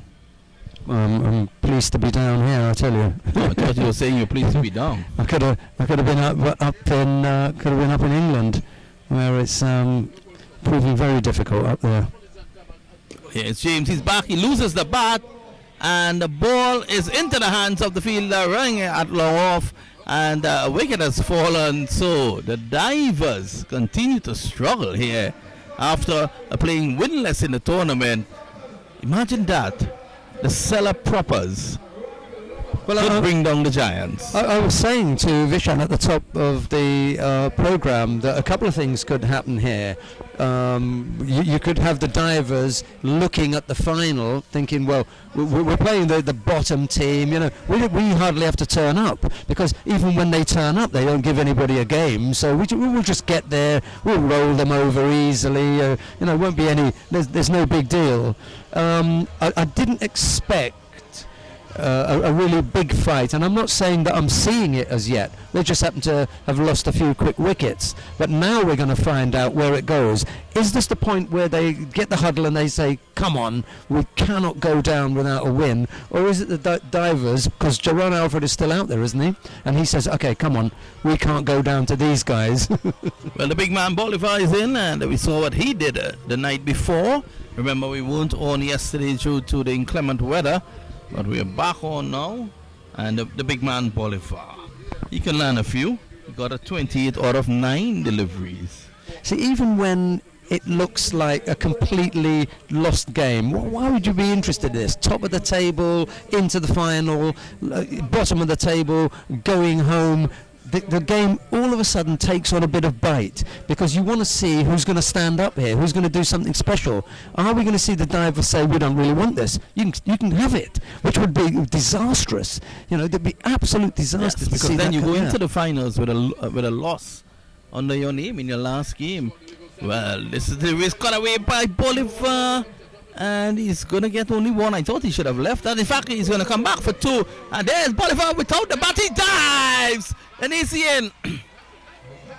What an effort. 10 out of 10 there for Bolivar. And Bolivar showed why he's playing for the Divers. Well, we were just talking about, are you going to roll over and just go home, or are you going to show a bit of spirit? Well, that was spirit, wasn't it? Well, he's a big man and he fell. And according to your good friend Breaker, let's hope that there is no topographical adjustment where he landed. But he's showing why he's playing for the Divers. He dove in. You guys are really good because I don't know how I'm keeping it together when I get those kind of comments. Anyway, we should be professional about it, shouldn't we? But it was hilarious. Not just the dive, but the commentary as well. Anyway, as long as Jerron Alfred is out there, as you said, you know, that's a steady head. You know, he should be able to steer them home without too much trouble. It all seems reasonably jovial and jocular between them, except, I suppose, Keyshawn Dillon and who else was it there? Freedom McKenna. Because I understand that they're both either Defence Force or something. Yep. And they were really going for it, weren't they? There was a bit of bite there. Yeah. Well, it's going to be Alfred to face. Proper batsman. This time it is height away. One bounce down to James. James is a strong man. I recently saw him in a video lifting a car as part of his exercise regime. I have to tell you very quickly that the term lifting in the UK means to steal. I think he was adjusting the car. Right. He was adjusting the location. Bolivar, oh my goodness, that delivery dipped on him. His eyes lit up like when ginger sees topsoil, and he somehow missed the sticks. Well, what was that? Everybody missed it. No ball, free hit. Call it what you want now. It's all happening. Jerron Alfred has had a word with Bolivar, but I'm not sure that Is it a free hit now? it is now. Yeah, you just signal that. So it's 39 for 3. And here comes a free hit. A few lusty blows by Bolivar would take them home, I tell you that. It will take the pressure off at least. So at the moment, 40 required. After this over 3 to get it.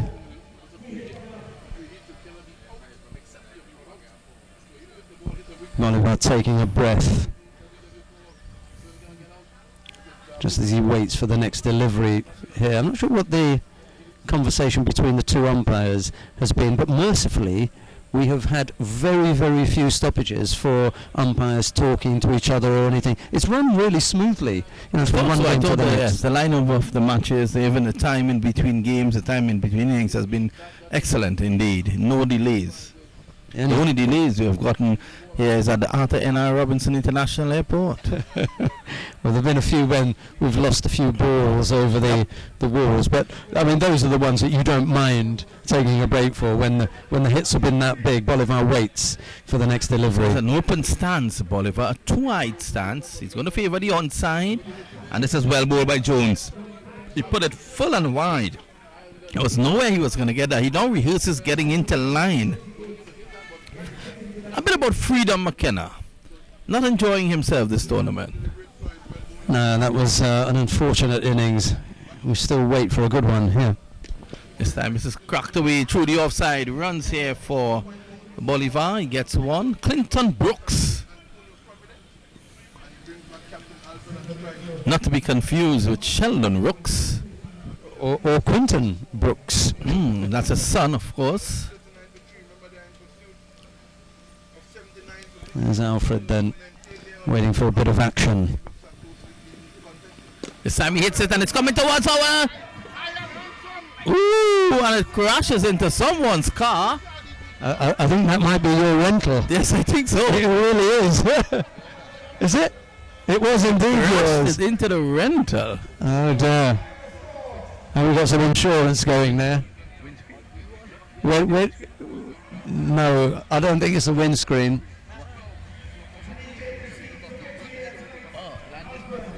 Well, he landed that one Alfred into our rental. Which is way beyond the boundary. I tell you, tomorrow I'm going to park outside. That was a good hit. Jones again comes in. Way outside the off stump. That's wide.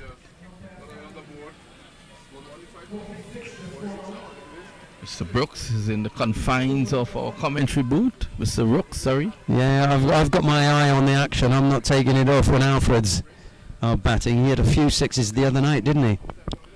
Again wide, and he allows it to go by. So Jones is again trying to go full and wide. He's just missing the plot a bit here. And Jerron Alfred just cleverly helping the umpire with the decision there by leaning over, slightly exaggerated. I think he was going to give wide anyway. So James again, and he's going to go to Alfred. It's a slow delivery, and he whips it away down to deep mid wicket for one.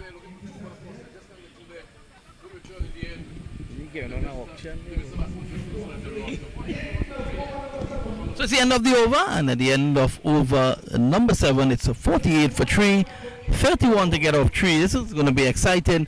Let's pay some bills.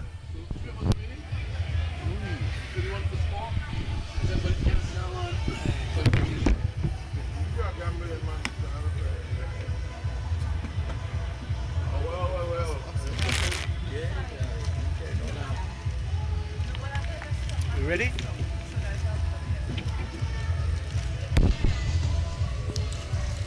Yeah, Vinod. I think you're right. For as long as Jerron Alfred is there, you really haven't got anything to worry about. That's the Islanders waiting for their turn. Well, it's a mix of the Islanders and the Rangers, isn't it? They're all friends there. Why is one of the Rangers players padded up? Did they do the toss already? Yeah, that's interesting. Hadn't thought about that. There comes Here's the next James. delivery. And he's bowled him. Kept low, and he's bowled. Atto James bowls him, and now the pendulum has swung again. 31 to get. 2 overs and 5 balls. And now they're 48 for 4 with the big man gone. We were just talking about just how exciting he'd been, Jerron Alfred. It's Alfred leaving disappointed, just whispering some advice to the incoming batsman, probably telling him that, you know what? It's keeping low up there. It's keeping low, Brooksy.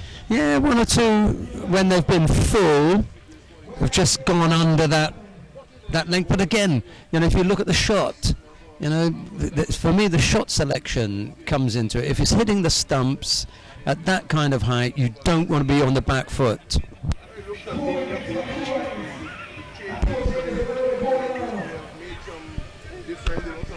Cronny Thomas, I think it is, who's coming out now.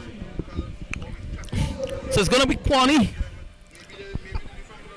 Atto James coming into bowl after an injury to Rodney. The Sammy bowls. Good delivery. They get a single. So Kwani's off. And Brooks. Clinton Bolivar Brooks. I think that's another indication of just how you can put pressure on. The fielder was in there quickly, swooping on the ball, didn't pick it up cleanly, but they only took 1. Yeah, so be careful because some of the deliveries are keeping low, but it tugs us from outside the off stump. You look at him, he has a 2-eye stance. and he obviously favors the onside. So he's going to pull deliveries from outside the off stump, and this is why James is doing such a good job. Toss up beautifully. Beautiful delivery. Yeah, he's taking a couple of steps down the track each time.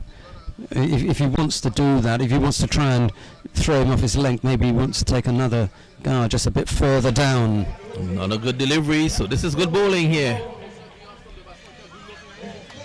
Yeah, you know, just instead of standing on the crease, you come down a couple of steps and just make it a little bit more difficult for him to pick you off with that length. Here he comes in on balls, and this is cracked away for 6 runs. Yeah, see, once you've done that, you can now step back because he's going to try and change that length. So you're trying to put him off that length. Anyway, he got hold of that one nicely. Well, it's the end of the over. So with 2 overs to go now, 23 to get. Where's your money? I still think the divers are going to do it. Well, my money's in Republic Bank. Right. I'm going to have a look and see who they've got to bowl. It'll be interesting to see who they bring on now.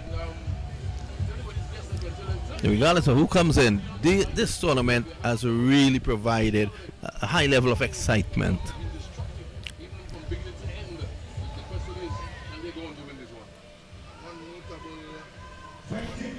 Well, Brooks has been in there long enough now to have got his eye in. He really needs to get hold of a couple of big hits here. Just ease the pressure a little bit. A couple of boundaries, all of a sudden things look a little bit different.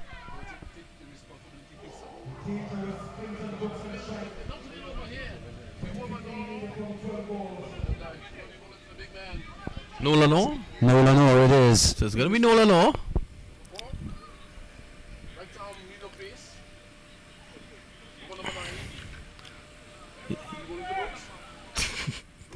outside the off stump again, and doing the right thing here, just on that line outside the off stump, and he knows that the big man favors the onside, so he's actually putting it away from a distance away from it. He's putting it in Scarborough, and he's in Roxborough again. Well ball, good awareness though, great awareness by Quoney, and they get what should be a bye signal by the umpire. So, score is 57, 22 to get. An untidy bit of cricket all round. 10 deliveries. Not the most attractive ball, big swipe, a late call from the non-striker, and then an even later start out of the blocks from Bolivar, who, if he starts late, he arrives. You've got a chance to get him out, and they missed. So not a great piece of cricket. This time he strikes it. It's a mighty hit. It's in the air. He could be out caught. Yes, he is. He's out caught. James bubbling it, but taking it in the end. And Kwame Thomas goes for 7. 57 for the loss of 5. And 22 to get. 9 deliveries.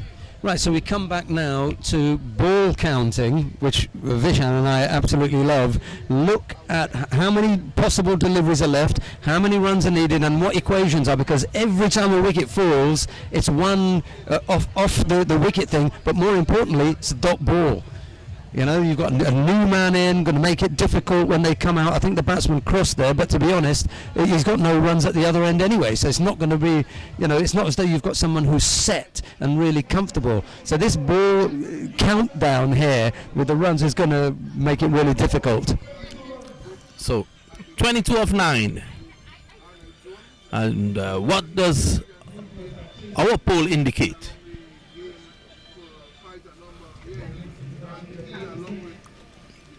57 for 5. This is over number 9 in progress. It's going to be Nolan Orr. It's bowling medium pace. This is crashing on the offside. One bounce. You can just see how dead the outfield is. I mean, it really was an awful looking clump. but it didn't travel anywhere, did it? Well, we have a poll running, and at the moment, the Boca Reef Divers 61, Fort King George, they've gone up to 39% on the win indicator. I think they might go a little bit more after that last ball there. Again, every ball is going to change the shape of things. Just a single off that last ball. Now we've got a left-hander, so the field is going to have to be adjusted here. So it's Clinton Brooks on 9. Jones is yet to score.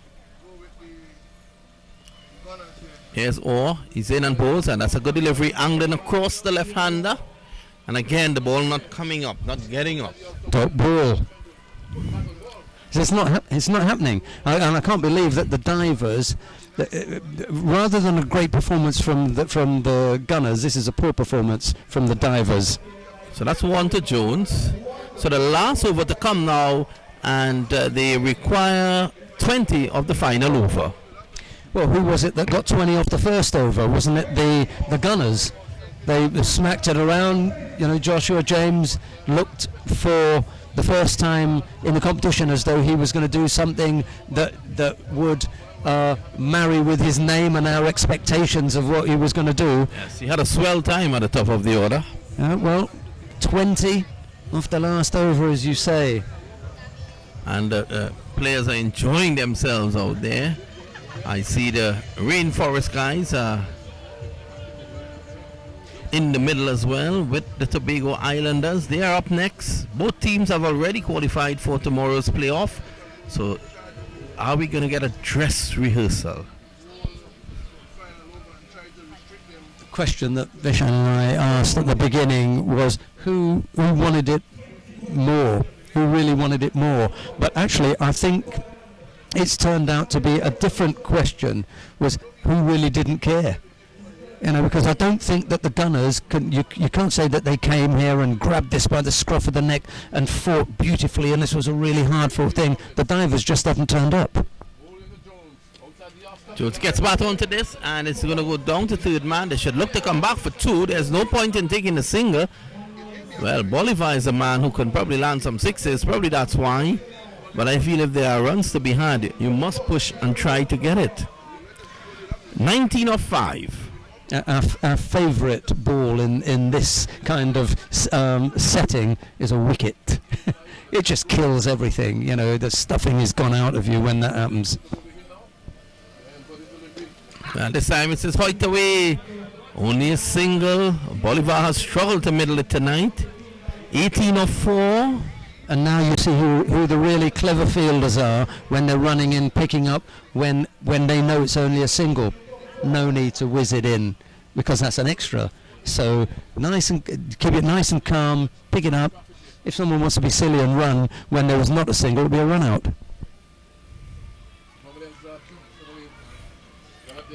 So Providence just giving a warning to Bolivar not to back up too much. Outside the off stump, and a wide could come into the mix here. So it's now 17 of 4. And we said don't bowl wide. There's no need for it. If he's going to hit you, okay, put it up there. But he needs to hit you big with either a boundary or a maximum. Not going to happen. This time he clubbers this one down the ground, just the mid-on. 16 of 3, 2 sixes and a 4. Yeah, you have to back yourself in this situation. When you know what's needed is maximums, you have to back yourself to bowl a good delivery that won't go, you know, all the way.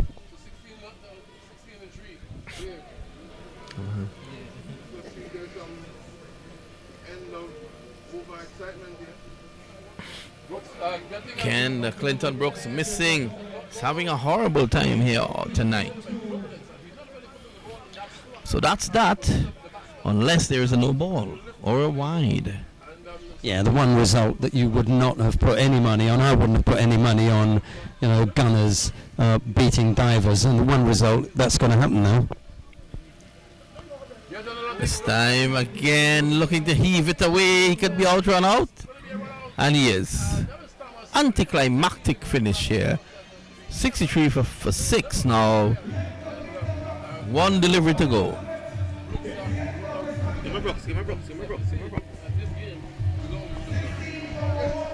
Yeah, Bolivar it is, who worked up a bit of a sweat there in the end. Tried his best, but again, it's difficult on this track. The ball is not coming on as he like, and Bolivar leaves. Yeah, no heroics, I'm afraid. 63 for 6, an impossible target now. So do you think that the divers have been brought to shore just ahead of the finals? It's not the time to lose a game when you've got the last, the final stages looming. You were saying, and I agree with you, you want to go in as a winner. You could have gone in here with a complete clean sheet and really making the others look like also rans, but you've shown that you are vulnerable, that you have some weaknesses there, and a team like the Rangers are the ones likely to come up and exploit that kind of thing because they play the mind games. Simon Jones tries his best, drives it away for 6 runs. So he ends with a 6, 69 for the loss of 6. They fall short by 9 runs, and finally the Gunners have a victory. Is it because Jason Passard, who is in the screen there, is it because that he batted well, he got 22 odd? Well, imagine that situation now. You've only won one game, and you're going to ask yourself, what did we do that was different? Who did we have that did something different on the night? Well, you never had Jason Passard in any of the other games, and you won tonight, and he did it for you. He did it for you despite the fact that he was completely out of touch. You saw that in the beginning, missed 4 or 5 balls, but the second that he got going, he was middling things, nice big shots, nice sixes, and he looked good. So you might be looking back thinking, maybe we could have had him, who knows? Who knows? Well, that's the situation. The Gunners 78 for 8 and the Divers 69 for 6. The Gunners, though, they move up the stand. In fact, they don't move up the standings, but they move up in points. They now have 4 points. They're still at the bottom of the standings, and the Divers, they stay at 13. Now, Nevin Stewart and the Rangers, they have 7. Laron Lizama and the Little Tobago Islanders, they also have 7. It's a dress rehearsal for tomorrow's playoff. And congratulations to Fort King George Gunners for the win. Congratulations to the Divers for reaching the finals as well. We're going to take a short break. Stay tuned. We have one game coming up again.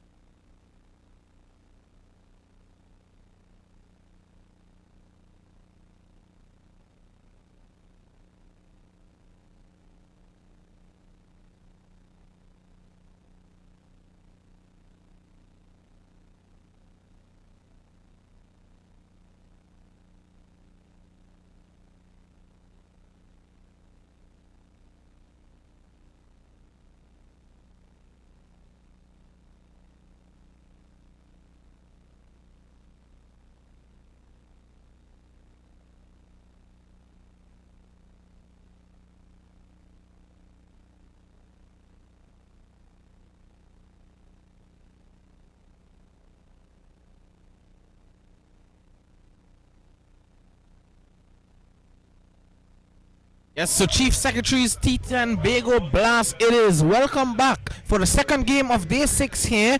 And the Rainforest Rangers and the Little Tobago Islanders, they will be battling out here tonight. And I'm sitting alongside Mr. Sheldon Rooks. So what do you think about this clash coming up here tonight, Mr. Rooks? Good evening, Vishan, and good evening, everyone at home. We're looking forward to this, not least of all because it is, as Vinod Mamchan was saying, a dress rehearsal for tomorrow's playoff. Yep. One of these is going to go and face the Booker Reef Divers in the final on Friday. This is not the deciding game. This is, a preview of tomorrow's game. I look forward to seeing that, and whomsoever takes that will face the Divers. So a practice game, so to speak, here for these both teams. Of course, they would want to win to go into that game tomorrow with some sort of confidence. And it's going to be Nathan Gonzalo Stewart, given that name by yours truly, Mr. Vinod Mamchan. Glennon Sharp is going to take the new ball for Little Tobago Islanders. He says, pull away onto the onside. And they will get one here, is the Rainforest Rangers. So Stewart is off the mark. There was a sniff of a chance there, wasn't there? He dived for that one as Stewart pulled that into the onside, and it was in the air for a while. Yeah, they're shopping short of the fielder, to be fair to him. So full and McPherson looking to play that down the ground, but turning in his hand in the end, and it's going to that middle, the forward square leg fielder there. James Baird, the keeper, 24 on his back. You can see that. I'd like to see what happens when they go long. Full toss there and driven through the offside. The lower fielder having some work to do on that occasion. So McPherson picks up his first runs. 2 on the board to the Rainforest Rangers. They've been very good in the outfield, by the way, the Islanders. They've got some good young fielders, so let's hope to keep the runs down. One who stood out was Simmons Peters. I know he was one of your favorite. Yeah, he is a good boy. So down the leg side, yeah. And a wide signal by the umpire. Kudos to these teams as well, Mr. Rooks. At the start of this tournament, we saw a lot of extras, and it's been limited, so to speak, in the latter part of this tournament. Yeah, people, in particular bowlers, just beginning to tighten things up a little bit. Certainly you want to completely cut out no balls, but wides as well. Full driven again there. This time it's Stewart. A slip by the fielder. They may get 2 here now, and quite easily in the end. Unfortunately for the fielder there, due to the wetness of the outfield, he slipped and the ball just went past him. Yeah, it's always unfortunate when people refer to those as misfires, because that's a genuine, your feet go from under you. You haven't had a chance to get hold of the ball yet, but he managed to tidy up in the end. Sharp waits for the next delivery. So Nathan Stewart crossing 200 runs in the tournament thus far. What's your thoughts on his tournament? Hard to keep a good man down. Yep. Really. And down the ground by Stewart. A good shot here by him. That will go into the boundary for 4. Solid shot there by Gonzalo. Yeah, Damian Ramsey and Ronaldo Lozama were closing in on that, chasing that one down, and neither of them, both pretty quick. I'd say that probably Ramsey was quicker than Lozama, but neither fielder able to stop that. Good boundary. It was a full pitch delivery, full face of the bat presented by Stewart. Full toss, pull away onto the leg side, 4 more for Stewart. 2 consecutive boundaries here for Nathan Gonzalo Stewart. And at the end of the first over, the Rainforest Rangers 13 for no loss. Yeah, good start from the Rangers by punishing the bad balls. You just knock the others around for 1 or 2 here or there. Because, well, it's been a couple, hasn't it? They've taken 2 here, taken 2 there, and both the bad balls that were full, they managed to put away for boundaries. a change for the Rainforest Rangers in their batting lineup as well. Orlando James normally opens the batting with Nathan Stewart. This time we are seeing Davrell McPherson. And McPherson, he seems to be very smart thus far. He's rotating the strike while Nathan Stewart, he's hitting and punishing those bad balls as you mentioned. And this looks like Roberts is going to be taking up the attack from the river end. Well, I don't think there's any other team that has relied as heavily on their skipper. Yeah. So it's important that Stewart gets off. But at some stage, someone else in that team is going to stand up. Just a matter of time. But with Stewart in such form as well, Mr. Rooks, he may be drafted into the CPL if any player decides that they won't be here due to the COVID-19 restrictions. Well, that's a possibility. I'm sure that the teams who are looking to, strengthen their squads will say, okay, if we have to take someone from Trinidad, who are we going to take? Well, who's been playing cricket? Yeah. So this is a timely tournament for Nathan Stewart to showcase his talent. Yes. Down the ground is McPherson. Down the pitch, sorry. And able to pick up a single. Yes, but Nathan Stewart, yes, he's playing a lot of cricket. He's in brilliant form. He is doing good with the ball. And why not pick him for a CPL team? He's an experienced man as well. Yeah, well, that is a distinct possibility given the travel restrictions and all sorts of things. They'll be trying to work out, just how they can keep all their draft picks and bring them down. Anyone who falls short, he'll be getting a look in. Yes. On a short and edged away, that's going to run away to the third man boundary for another 4. Well, it's clever batting there because he threw everything at it, knowing that there's no chance of him really getting caught there. The man down at third man was right on the boundary. He would have had to have put it right down his throat, so he felt fairly safe in hitting in that direction. Yes, you can afford to take those chances. The ball wide outside the off stump, and Roberts having a bit of pace as well. Definitely those edges will fly to the boundary. Change in the field here now. Slip fielder coming into play. Is that the captain, Leron Lizama? Yes. Seems to be strengthening the offside here for Nathan Stewart. And Stewart's now looking around to see where that gap is. Yeah. Because Lizama's come to plug that space there.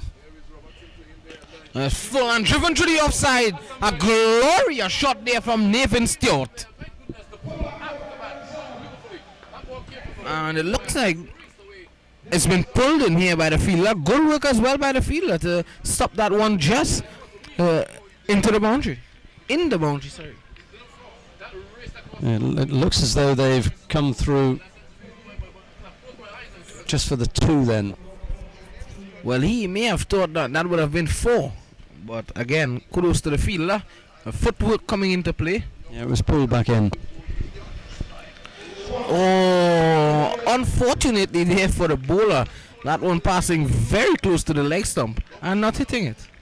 Yeah, and Stewart knows that. Yep. He had that wry smile on his face as he turned round, realising that had only just missed the stumps. And I think when he swung and he missed, it must have come into his mind, well, that's out. Yep. And that's going. Luckily for him, it went in between him and the leg stump. Full and straight back down the ground. 4 more to Nathan Stewart. That would have taken a head off. Luckily for the bowler there, he got his head out of the way. Yeah, that was one of those horrible straight hits that the bowler has to take evasive action. And I think there was the thought initially that, hey, I might be able to catch this, and then it dawned on him, well, maybe not, and he left it. Big smile on the face of Nathan Stewart. 24-4, no wicket after 2 overs. McPherson is on a quiet and sedate 2. Nathan Stewart is on 21, looking ominously strong again tonight. McPherson has the best seat in the house at the moment. I think if there was a price for that seat, that would have been the most expensive ticket.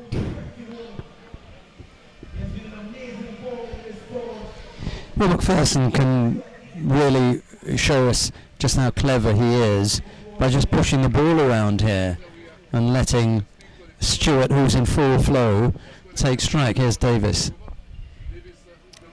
Oh, that's a good delivery. Slow through the air, but just coming back in slightly to the right hand and closing in any room that would there for him to play through the offside.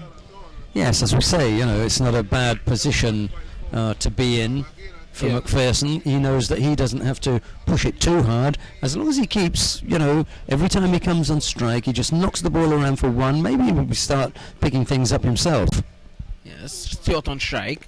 And down the ground goes Stewart again, but straightish long off fielder collects and gathers and gets it back into the square.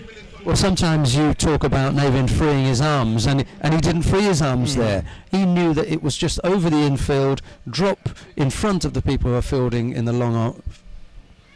Oh, looking to cut that one there, McPherson. And Stewart was perfectly happy just to come through for the one.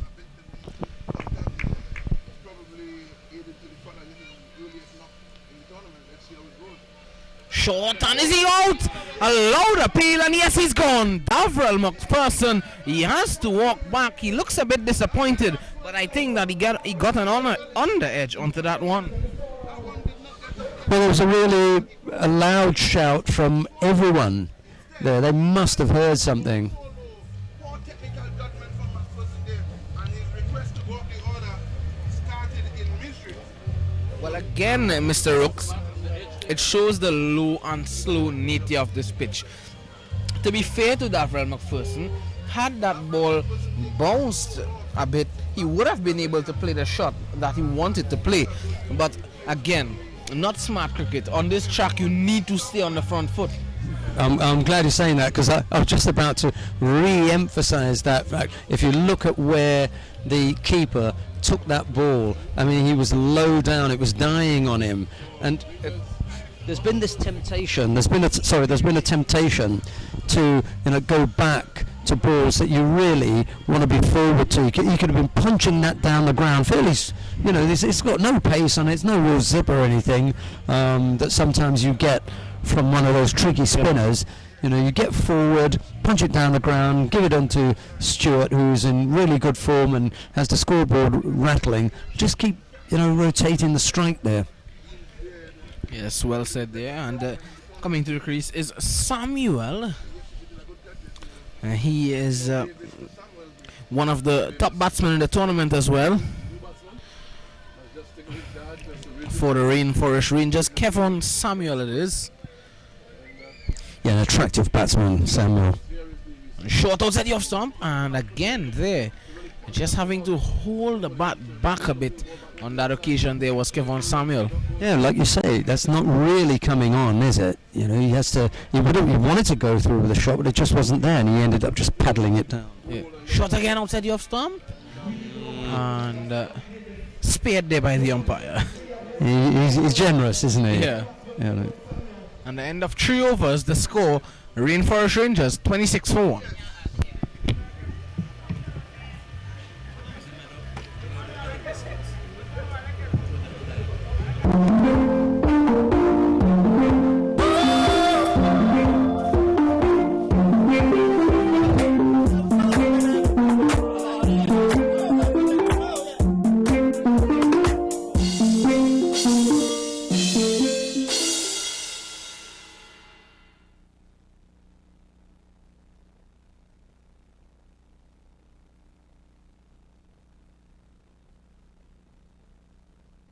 Coming from the river end. Nevin Stewart took a liking to him in the last over. Served up a couple on silver platters. Brave move here from Mazama to keep him on. Let's see. This one, and down the ground goes on Nathan Stewart again. That goes into the river this time. Nathan Gonzalo Stewart, he's really coming to the party here once more tonight.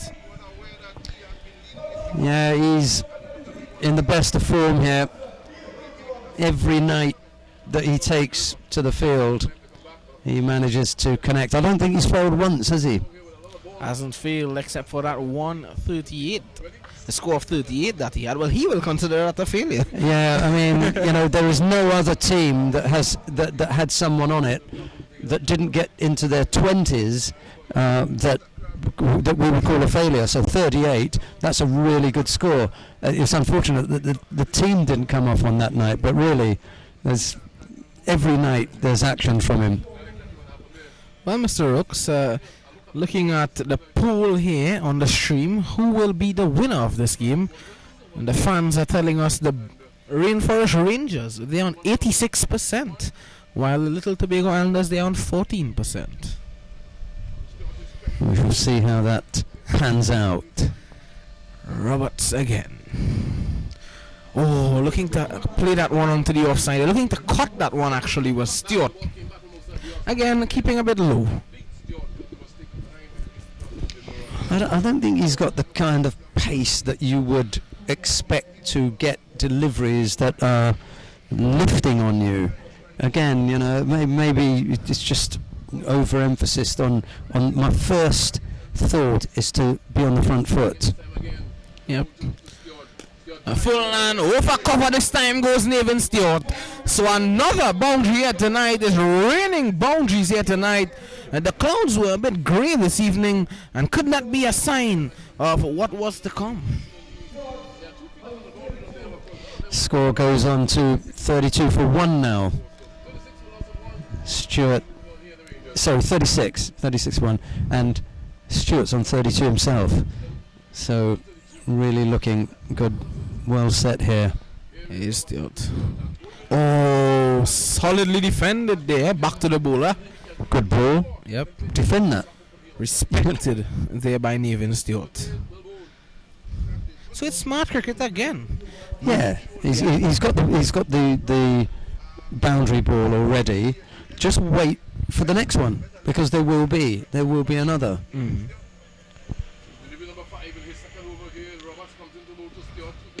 Oh, another good delivery there from Roberts. So he's coming back well here now. The last two deliveries were good ones. Dot balls as well. Yeah, those two balls were really put in the right spot.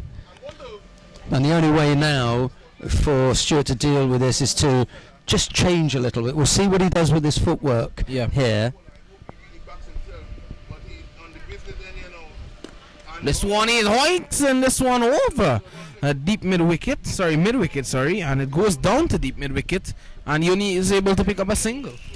Yeah, just got down there a little bit to try and lift that one over the top.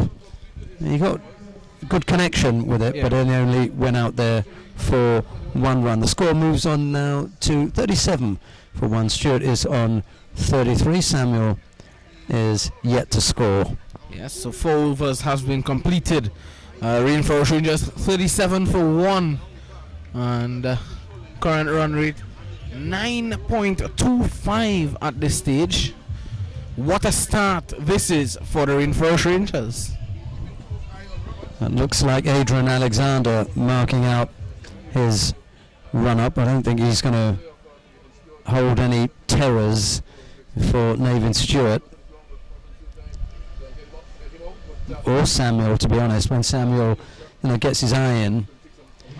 But this could be a really tricky 6 balls here, because with Stewart already set and on 33, and with the greatest of respect to Adrian Alexander, he's not going to, as I say, he's not going to frighten you, is he? Yep. Where's this going to go? Left arm orthodox, short and pull away. Will this be out here? Oh, and an easy catch there for the deep mid-wicket fielder. So Stewart has to go. A massive wicket here for the Little Tobago Islanders.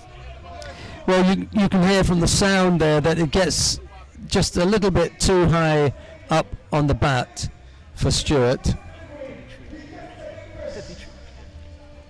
Yeah, disappointed with himself, but he just gets that a little bit too high up on the bat, and it doesn't have the distance to take it over the boundary by what, 5-6 feet?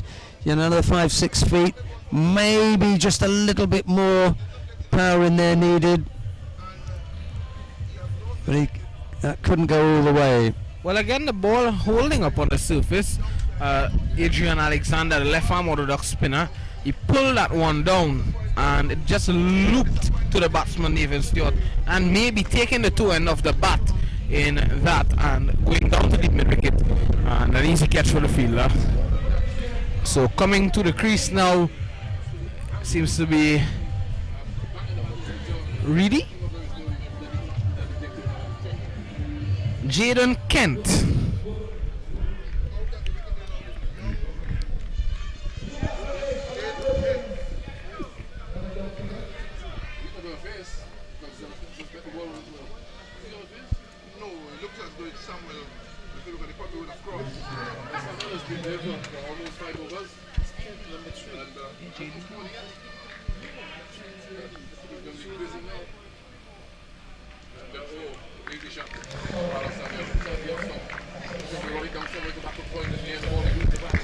Samuel it is who almost let that one go through. He's been out there for a while and hasn't put bat to ball yet. It's been short and just falling short of the bowler there in the end. Yeah, sorry about that. It's been Stewart who's been piling up the runs.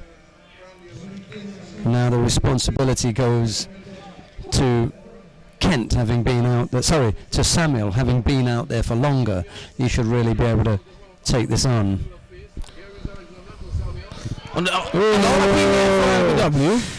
But I think that was pitching outside the leg stump there. Yeah, well, it may have pitched outside, but where was it going? Because that looked as though that was going to knock them over. But yeah, too far outside the off stump there.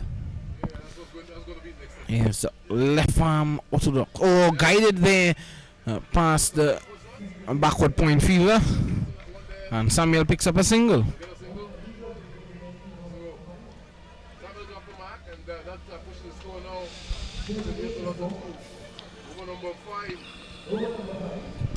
Right, well, they've got a left-hander in, so there'll be a change in the field, and Alexander is going to come over the wicket now to the left-hander here. So it's been good work by Little Tobago Islanders, despite the fact that there was an onslaught from Nathan Stewart early on in the innings. So here he is, around the wicket, Alexander. Beg your pardon, around the wicket, yeah. Oh, just taking the outside edge of the bat down to short third man. So a dot delivery, and now we'll have the strategic timeout here after more thoughts from you, Mr. Rooks. Well, no, we can't really say who is in the driving seat here. 38 for 2, maybe they are 5, maybe 10 you'd like to be on from here, another 5 or 10 runs. Let's have the timeout.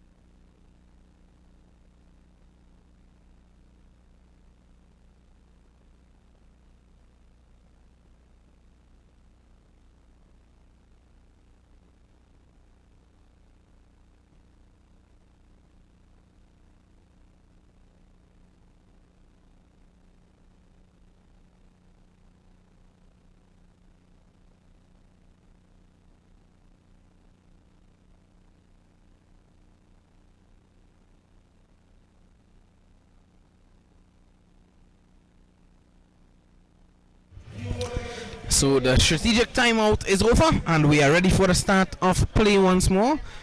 The latter part of this innings is about to start. Kevin Samuel, he's going to be facing up to a new bowler. Seems to be Slot Alexander. So a loud appeal there for stumping, and he's given. So Samuel has to go here now. So the strategic timeout proving to be beneficial here for Little Tobago Islanders. Samuel has to go for one. Both Nevin Stewart and Samuel were two batsmen that the Rainforest Rangers really depended on throughout the tournament so far. And now two of these guys are back in the shed. He's disappointed there, Samuel, as I welcome Mr. Vinod Mamchan back into the commentary booth. Well, thanks a lot, Visham, two of the most consistent players for them are now back in order, just 38 on the board. Of course, Nevin Gonzalo Stewart, he cracked 33. Of that 38,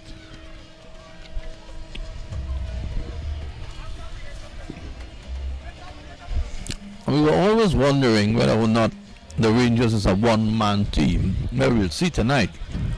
This is a precursor to tomorrow's game, which will be a straight knockout. Yes, definitely. Of course, these two teams will meet tomorrow. It's sort of a practice game for them, as you mentioned earlier. Josh Telemack, the young man at number 56 on his back. Good left-handed batsman, I've heard. He's going to be facing up to Ramsey. That's the bowler coming from the river end. So two youngsters at the crease, Josh Telemack and Jaden Kent.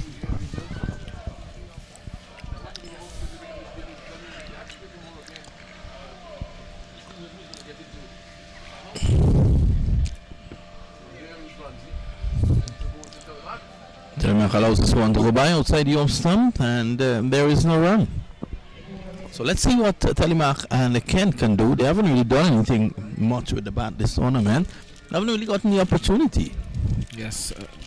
And of course, these two youngsters, I don't think they may be able to muscle the ball to the boundary. Of course, I shouldn't judge, but I think they may be better off knocking around the ball and getting those easy singles.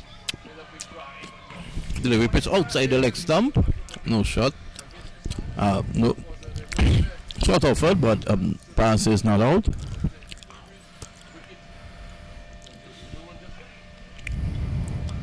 Here's Ramsey again. Telemack just can't pierce the inside field. This is over number 6. 38 for 3. So I think we have another low scoring game in our hands. Yes, it seems to be so at the moment. It'll be interesting to see how these two batters fancy the pressure.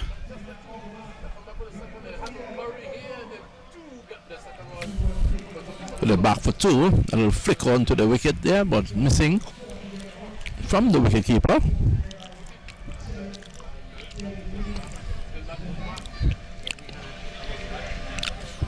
Chief Sec, Bago T10 blast.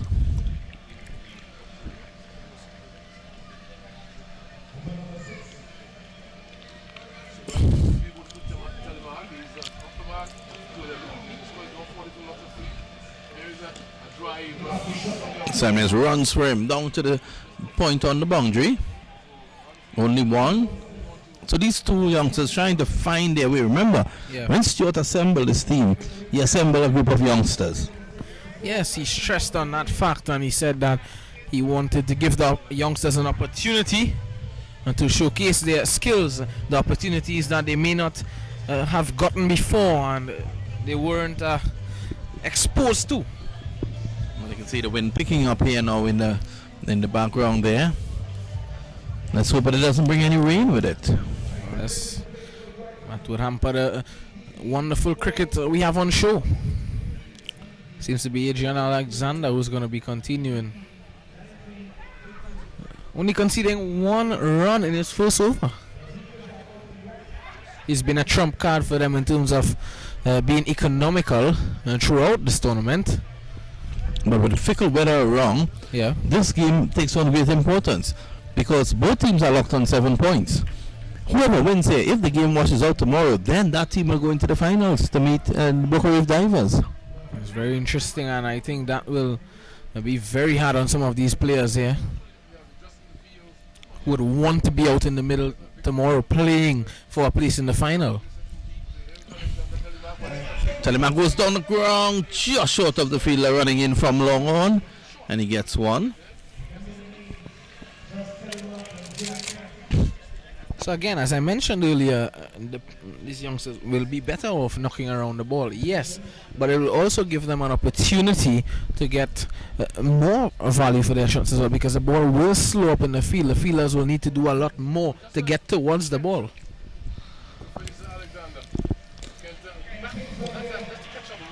Just out of the reach of the bowler. Yeah. So we're just getting a bit of a relief here at the moment because of the fact that it's been very hot and sticky, very humid. Now the wind is picking up. There's been some gale force winds in Trinidad today. Yep. They said it was a freak storm and a number of buildings were affected. On hopes that everyone is okay in Trinidad.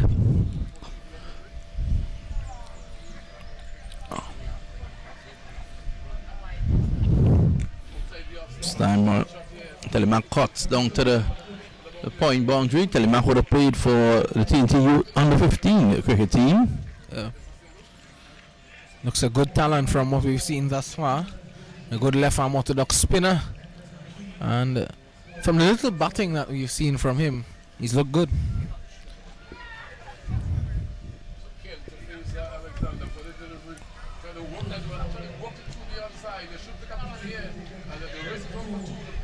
Well, the youngsters, what they have going for them is that they're very youthful. Yeah. So they can get to the two. That would have been a one early on in the other game with the more senior players, but now they're able to get two. So what they may not be able to make up in strength, they're matching up with the running between the sticks. There was Kent. From the moment Kent struck that and he looked up, there was Telemark in his face. Yes. He missed out on that occasion for sure, was Kent. It was short and it should have been put away. In the end, getting the bottom half of the bat and going towards that mid-wicket fielder. Sammy cuts, Telemark will carry. One bounce to the field on the deep point boundary. So he got underneath that one. He was trying to lift it over point, over the boundary. But he gets just a single. It's the end of the 7th over. 48 for 3. Rainforest continues to struggle here a bit. Yeah, so just approaching 50 is the Rainforest Rangers. At the moment, seven's actually the current run rate. They would want to get up to about around 80 to have a respectable total for them to defend. But there's Mr. Yats, the manager of the Rainforest Rangers team. He plays cricket here in Tobago as well, plays in Trinidad for the Christian Conquerors team up there in Rio Claro. A good man, Mr. Yats. Tell me he helps the George Village Club as well? Yes, that's correct. Mr. Yatali, a businessman here in Tobago.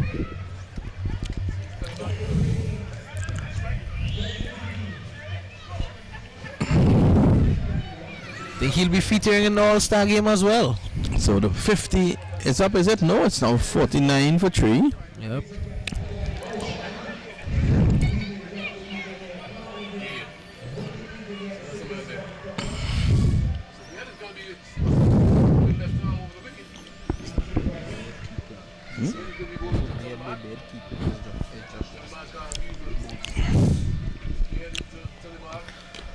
This time it's pushed away on the offside.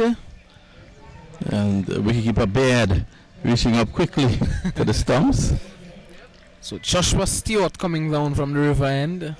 He's been a tricky customer thus far in the tournament as well. Handy left arm medium pacer.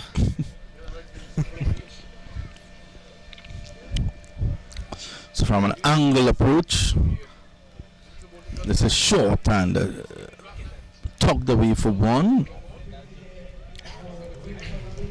Stewart coming from an angle. Reminds you of anyone who came from an angle? Any fast bowler? Soil Tanvir. What about Malcolm Marshall? Yes. Was the Makram as well came from an angle?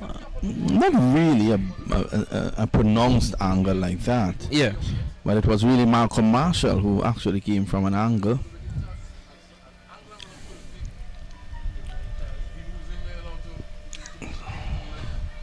Short and pull away. Lovely shot by Jaden Kent. So he gets 4. That one just stood up with a nice high back lift. He got the power from that and he was able to play it away for 4. Well, I was saying earlier that these youngsters won't be able to muscle the ball to the boundary. I take that back because that was a beautiful shot. Yeah, well, they might not be able to muscle it, but they can time it. Yep.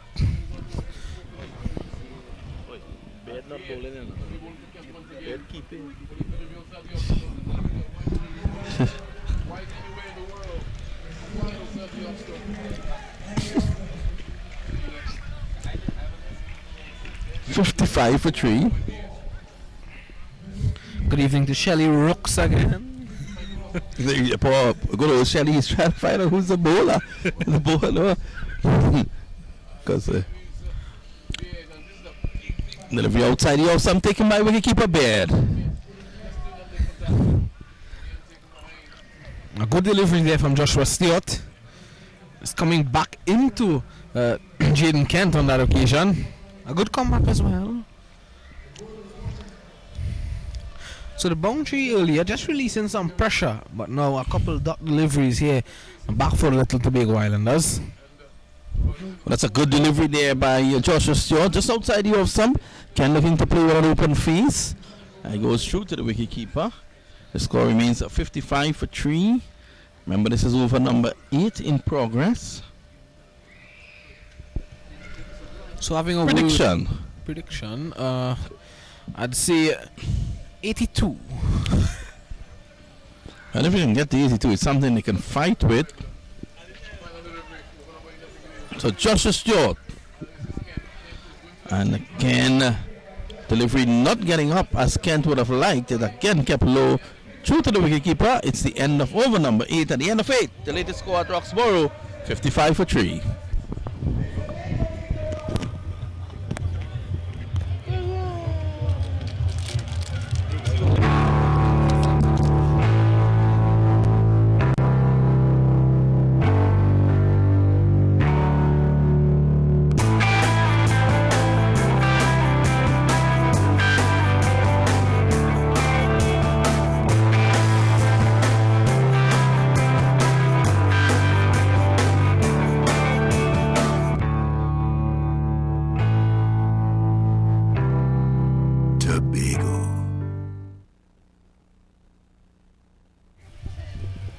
Welcome back. 8 overs have been completed. Rainforest just 55 for 3. I'll take back that 82. I think 82 is what I would want them to get to. Or what they would want to get to. But I think they'll get up to around 68. Sammy said, yeah, he could be out court. The fielder lost it. He lost it in the air, and didn't lights at the far end have anything to do with that because he seemed to be running down a different street.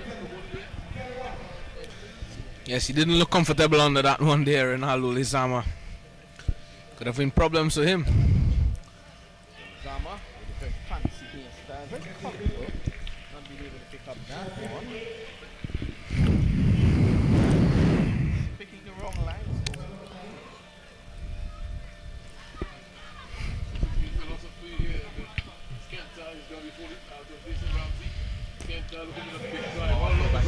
Driven away. I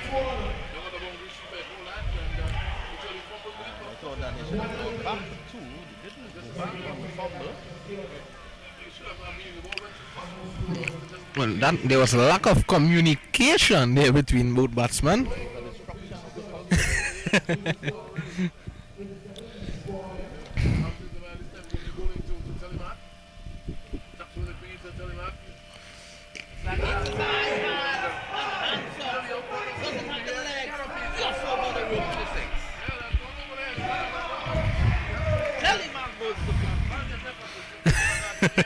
A good hit in the end there from Josh Telemack. A powerful hit from the young man. He made good connection, good solid connection onto that.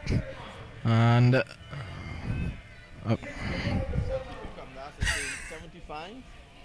You said 82. 68. I said 160. Let's see who will be closer. I see your good friend Freedom McKenna. To the back. Mr. Breaker. Mr. Breaker seems to be a big supporter of Freedom McKenna. Good evening to Breaker. So he's back deep in the crease and gets the room to play that shot. Tucks it away down to a wide mid-on. To one.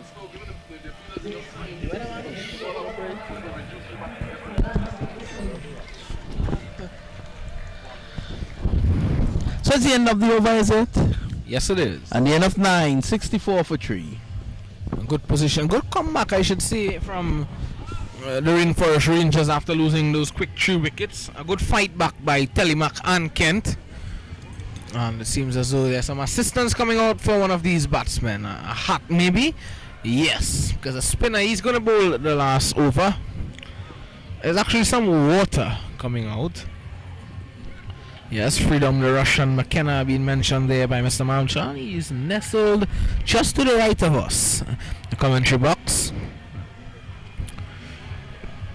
One would hope that the breaker doesn't trip while he's talking to Freedom McKenna. So it's going to be Davis to bowl the last over.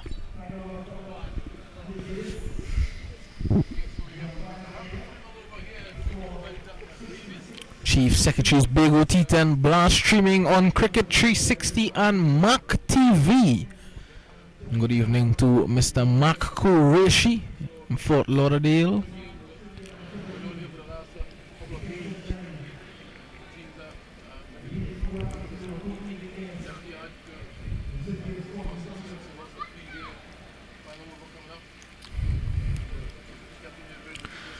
Just getting things right here as Little Tobago Islanders. He's going to start the over. Short and pulled away by Josh Telemack. Will he get 2 here? They are running quickly. And they may just get it in the end. Yes, comfortably. Good running by these youngsters.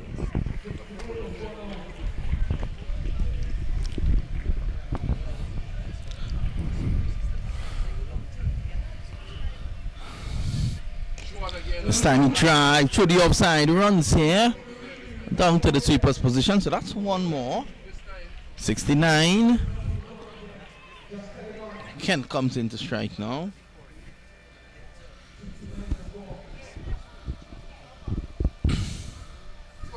Oh, he's bowling.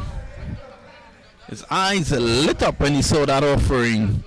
And he was bowled. So 69 for 4. This is the final over. You can't blame the young man. Quick runs were required. Yes, he had to go for it in the end. And a good little innings, a good little cameo there from Jaden Kent comes to an end. Maybe a bit disappointed not being able to finish off the innings for the Rainforest Rangers, but good job in the end. Ansel Ned is going to be coming to the crease.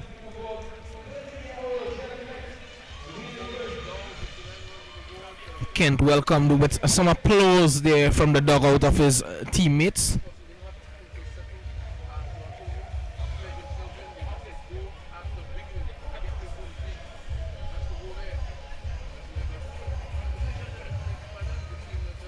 It didn't look as though Josh Telemack scored quickly enough to get up to 20, but surprisingly he's on 20. He did really well. But he did hit a 6, didn't he? Yep. So it's going to be Ansel Ned.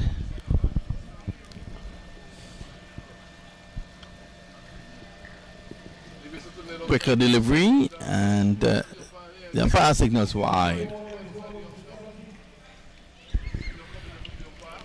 Very slow signal there from the umpire.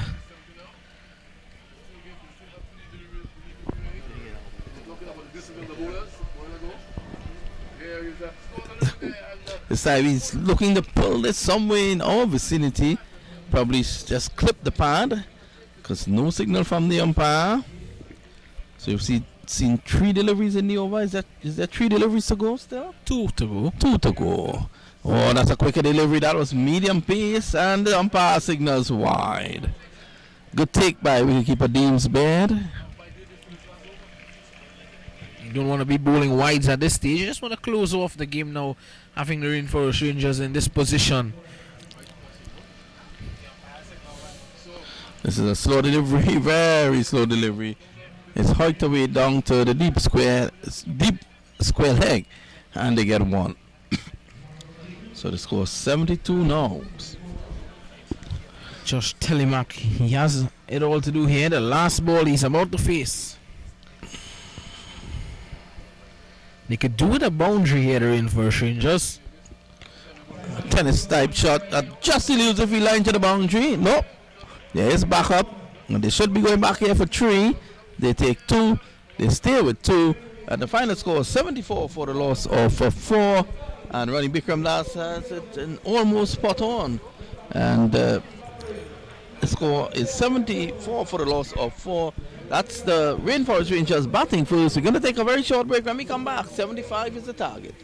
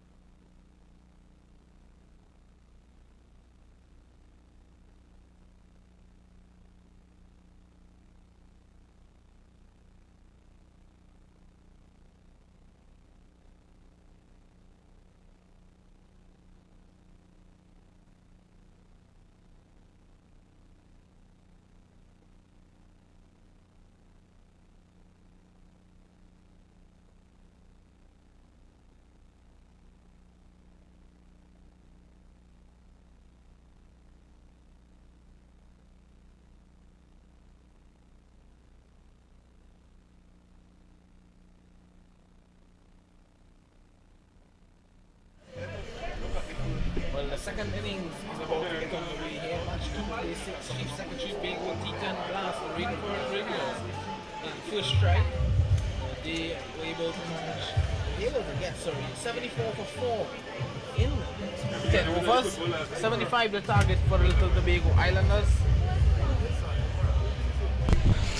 So yes, the second innings is about to get underway here. Match 2, the Chief Secretary Bago T10 Blast. Of course, the Rainforest Rangers in first strike, they were able to get 74 for 4 in their 10 overs. 75 the target for the Little Tobago Islanders. And to take the second innings through with me is Mr. Ronnie Bikramdas. Yes, thank you, Visham. And it would take a good knock here by the captain, Nizama. He's leading his team from the front in terms of scoring runs, and I think it would need a big knock from him here. As we see him there walking out to bat. He had a couple of good knocks so far in the tournament for his team. He took his team to victory in the first couple of matches, and that's what he would want to continue. If he can get a good knock here, I think he would see them home pretty easily. But for the Rainforest Rangers, their bowling is pretty good. Yeah. With likes of Nevin Stewart, Orlando Jeans, and these guys. They bowl really well, kept it tight up front. And if they can do that and peg yesterday, we saw the same combination, Ronaldo Lezama and Leron Lezama. Ronaldo didn't have the best of performances last night. It'll be interesting to see how he goes tonight. So the captain, Nevin Stewart, taking the ball for the Rainforest Rangers. Starting off today's proceedings, looking to set the tone, set the example for them here tonight. Well, I believe Ronaldo would be given the license to go here. He would try to get quick runs, and Lezama would try to study the ship and take his bat throughout the innings and take his team to victory. Short and just outside the off stump. And that's a good delivery to start there from Nevin Stewart.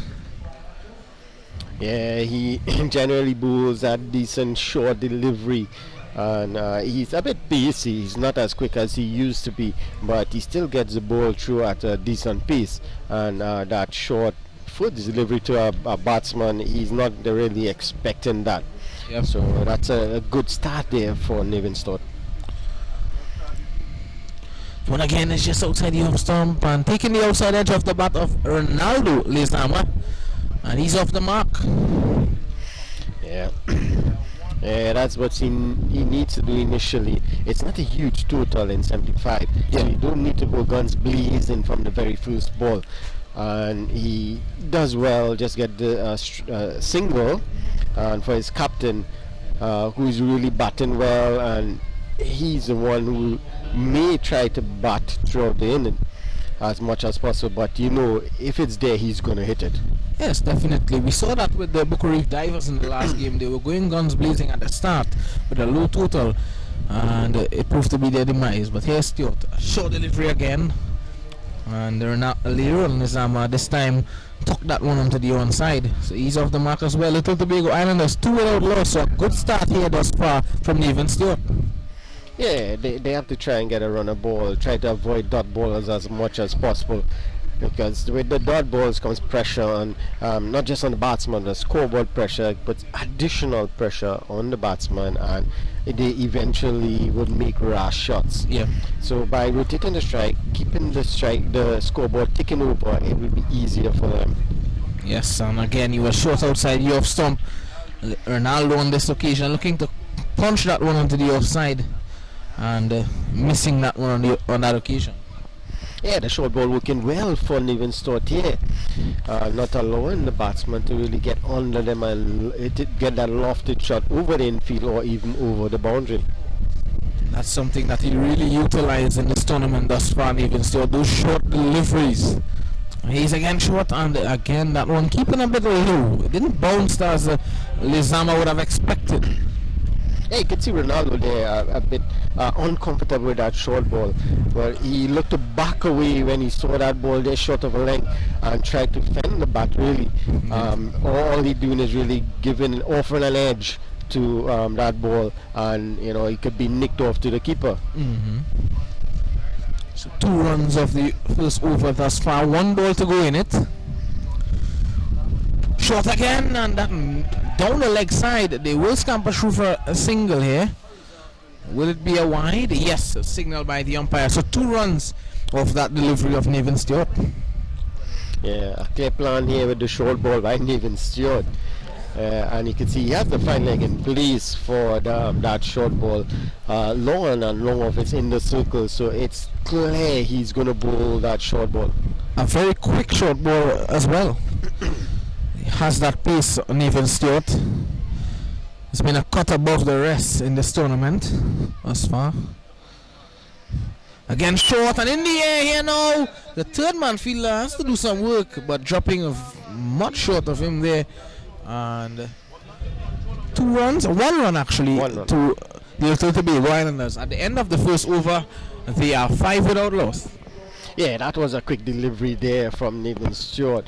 And I'm looking to pull that one round the corner, as you would see. But getting a top edge. Lucky for him, it went straight and over the keeper's head. And the fielder at third man was a bit wider. So it landed safely, really. And they get through for an easy single. Yep. Ansel Ned is going to be taking up the ball for the Rainforest Rangers, and as you can see, the wind is making its presence felt here at the Cyd Gray Sporting Complex as well, blowing quite heavily across the ground. Coconut trees there in the back of the beige wall. Yeah, some wonderful shots from Shaquille the Barrel John. Yep. Yeah, our cameraman on the stands. So it's Ned. He's gonna take up the attack from the Rainforest end. He needs to really back up the good work that Nathan Stewart did in that first over. Can't give away those hit me balls, I would say. Keep things tight and put pressure on the batsman. Well, he's been doing that throughout the tournament, and a lot of people LBW. And that looked a good shout to me. Yes, looking at it, yeah, it looked pretty straight. The only thing I would say, if it's turned a bit too much and missing that off stump, that could be what saved him, really. But it looked pretty decent. Yes. Good start from Ned. This one again, and a stifle appeal there from the wickets keeper. An easy single there in the end for Lezama. A Lee run, that is. Leg by? Yes. So good start here by Ned. Yes, definitely 2 good deliveries. One about, well, on the line of the stump actually, not giving the batsman any room, the left-hander Leron Lezama. But he's going to be getting it to turn into the right-hander now, Ronaldo Lezama. So very interesting to see how he goes here now. Yeah, I'm sure. We saw a bit of tune there in that first delivery to the captain Lezama. So he needs to really put this ball a little bit outside off stump. Yes, it's going to be room for the batsman to free the arm, but with the turn he's getting, it will be better. Oh, one goes. That's a massive shot there from Ronaldo Lezama. I was just mentioning that the ball is going to be turning into him, and he took that one over mid-wicket, and that landed on the pavilion. Well.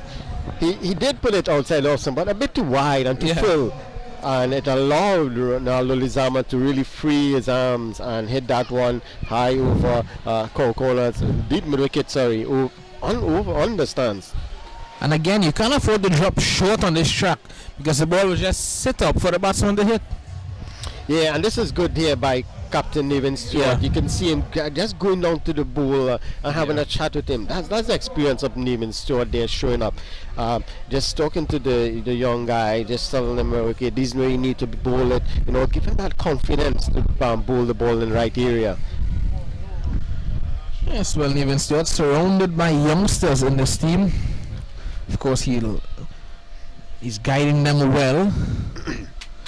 It's Ned. How will he come back? A good delivery, pushing that one through a bit quicker. A chance for an out, and then on strikers end. But a diving effort there from Ronaldo Lezama. And there you see Nathan Stewart having a word or two with that fielder, saying he could have gotten in a bit quicker. Yeah. But again, that's what Ned wants to be. And again, kudos to Niven Stewart. And why not chat with the young guy and tell them, this is where you need to play the ball to your field, and that's exactly what he did. Apart from that 6, he's been really good answering Ned. And there's Ronaldo Lezama in the picture. This one again, well forward there was Leon Lezama. You don't see that too much in a T10 game. Well, that's the first 2 deliveries that Ned Bolton caused that for defensive, because he beat him with 2 very good deliveries. Yep. This one is well flighted there from Ansel Ned. A good delivery, turning away. Some turning off of there, Ronnie.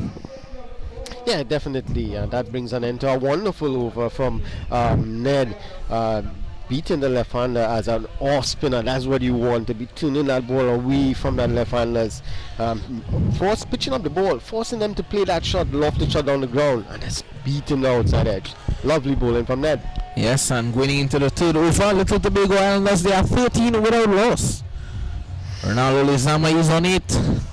Leon Lezama, he's been looking on at what Ronaldo Lezama has been doing thus far. He's on 2. Yes, definitely good start here by this pair. And that's all is required. Knock the ball around, the odd bad ball, put it away for a boundary or 6, and you can easily get to that target of 75. Yes. Josh Telemack is going to be coming from the river end for the Rainforest Rangers. He had a good knock with the bat, finishing the innings off for the Rainforest Rangers in the first innings. Yeah, and those are the kind of thing, the confidence from that knock will translate into his bowling. Let's see if he can use that. This one is well flighted. Down the ground goes Ronaldo Lezama. That seems to be a massive hit again. That's going out of the ground there. And 6 more to Ronaldo Lezama. Yeah, that's pitched up. Too full that delivery. Allow Ronaldo Lezama to just rock back and get onto that one and hit it straight down the ground for a wonderful 6. So Josh Telemack being welcomed with a maximum here. Speaking about confidence, Ronnie, I'll just dim the confidence of Josh Telemack a bit. Yeah, well, that was a bad ball, really. Let's see what he's going to do. And he pulls it over the offside. He goes down. Go. That's a lovely shot, and it's going to go all the way, is it?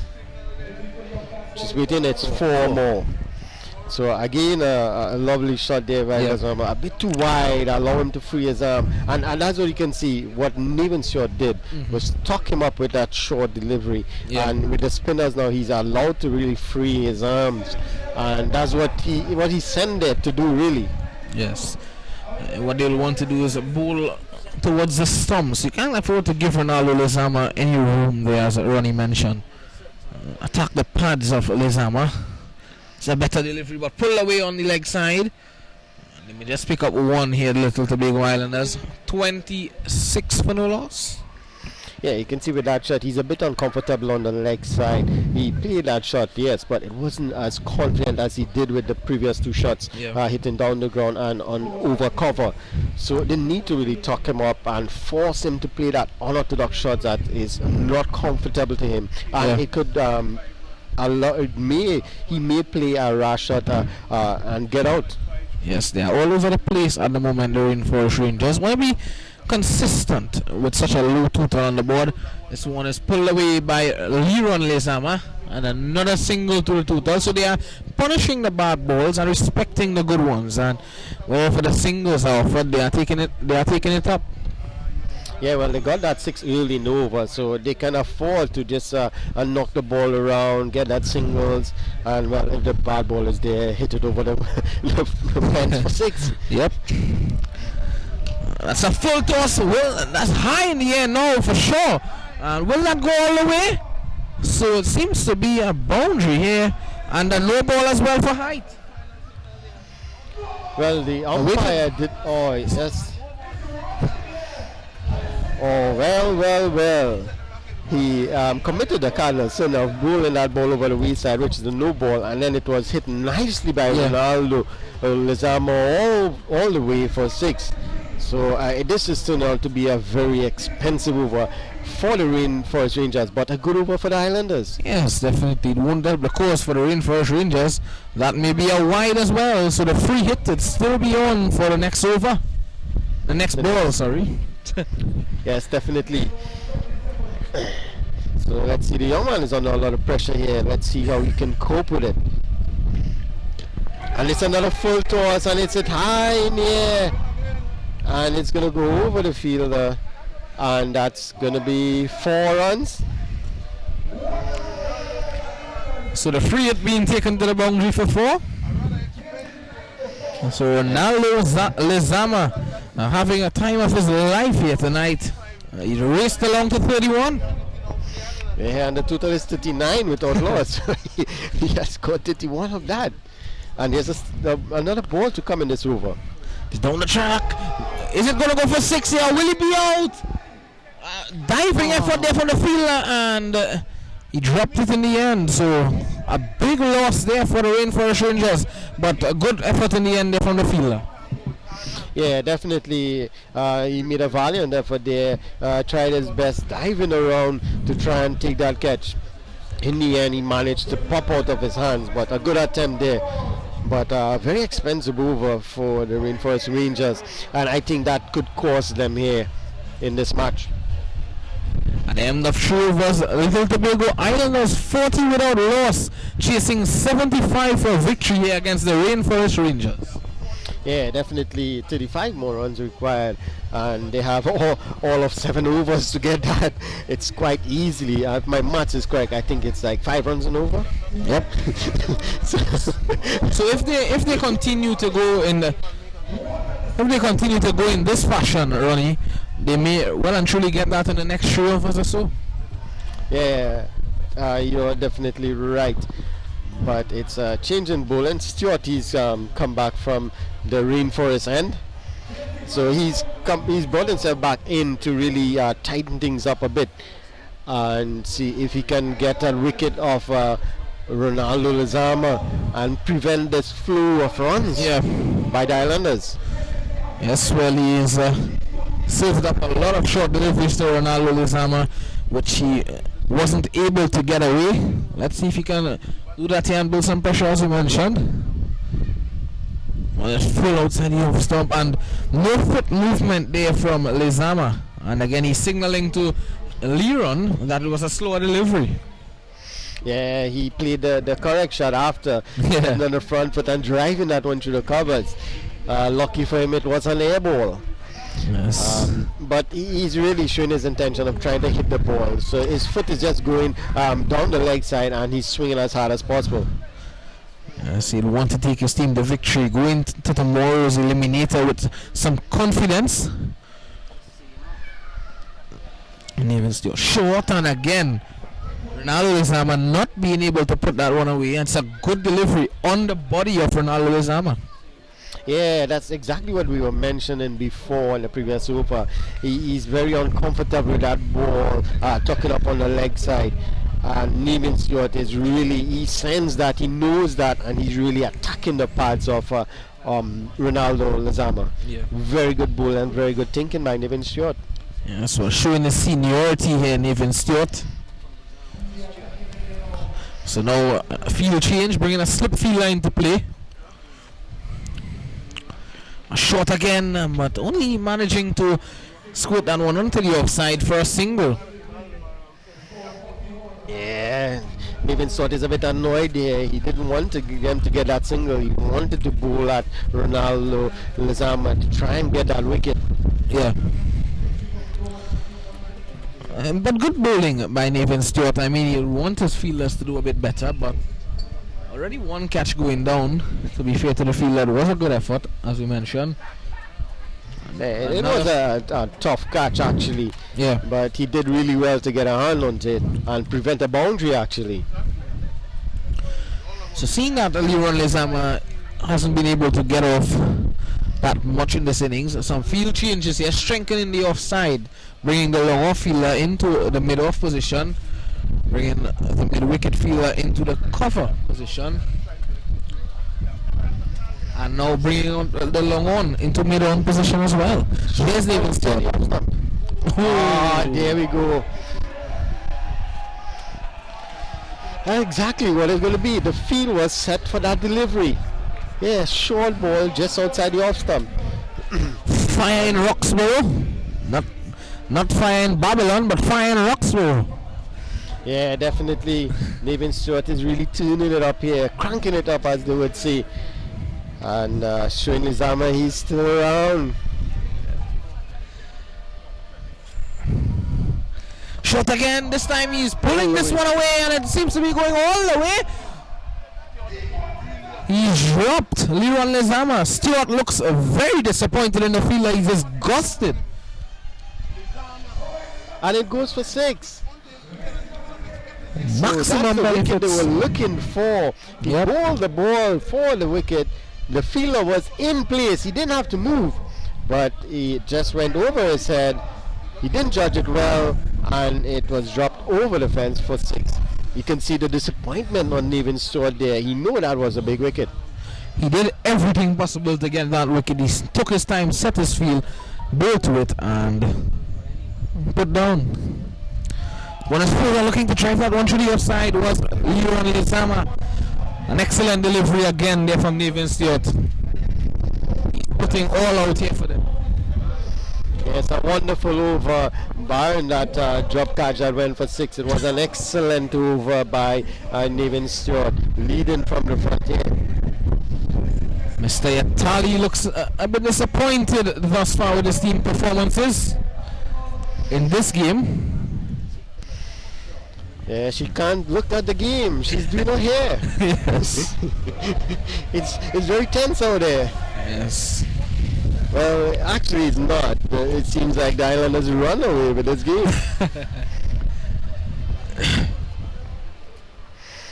Well, maybe she will get it done before the game is over. Now she's looking at everything except the game.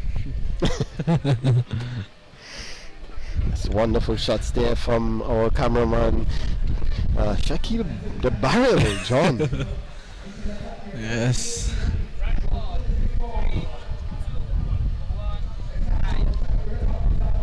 Alwyn Daniel coming into the attack here for the Rainforest Rangers. Yeah, Nathan Stewart is really ringing in the changes here. He's trying to get a wicket here.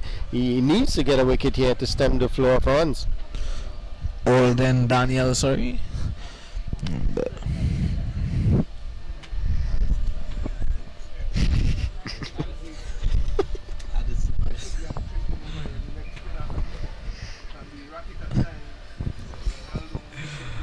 There's Addison Daniel coming from the river end.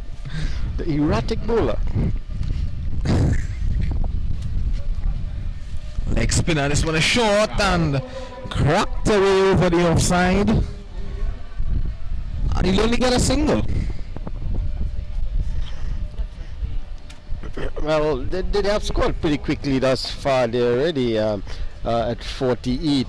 And we're now into the 5th over, so they can afford to really knock it around and get that single. Only 27 more runs required for a victory. So Leron Lizama, the ball's going to be turning into him. He'll have an opportunity. This one is short and looking to pull that one away onto the leg side. But again, taking the out half of the bat and going onto the offside. Push through a bit quicker there from Addison Daniel. Yeah, it rushed onto him. It was a bit quicker onto him. Hit the top of the bat, the splice of the bat, as you would say. Lucky for him, it trickled onto the offside, and he was able to get to a single. You can see the dew on the ball. Addison Daniel having to rub his hands into the grass, but I don't think that'll help. Well, it will help the ball go over the boundary. Certainly will. Let's see if Lizama can do so. This one is full and well bowled there by Addison Daniel. He came back well on that occasion. Yeah, that was a bit straighter delivery there. It was difficult for him to go across. He was looking to whip that through mid-wicket really, but was unable to. This one again is short and into the air goes Ronaldo Lizama. Will he be out? Yes, he is. So Nathan Stewart, the captain, showing the other fielders how to do it. Yes, well done there. Good bowling by Daniel, and he picks up that important wicket of Ronaldo Lezama, and the breakthrough they were looking for. And the captain, he ran the changes, basically shift his fielders around, and eventually got that important first wicket. And let's see if they can pick up a few more wickets and put some pressure on the Islanders.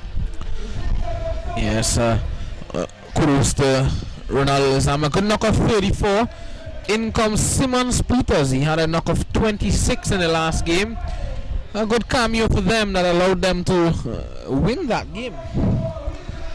Yeah, well, that cameo allowed him to get a promotion. So he's at 1 down, batting at number 3 now. Let's see if he's going to bat the same way he did then. A whirlwind knock, and the Islanders would run to victory, or he's going to just knock it around. Yep. What do you think? I think he may just look to knock it around now, seeing that Lezama is the senior batsman. And that's just what he did. Just knock it around. And that's smart. Just need to get a single. Lezama is there. He's a senior batsman, and just allow him to really do his work. Yeah. Simmons Peters, he's going to be facing his first delivery now from Addison Daniel. He's bowled a good over thus far.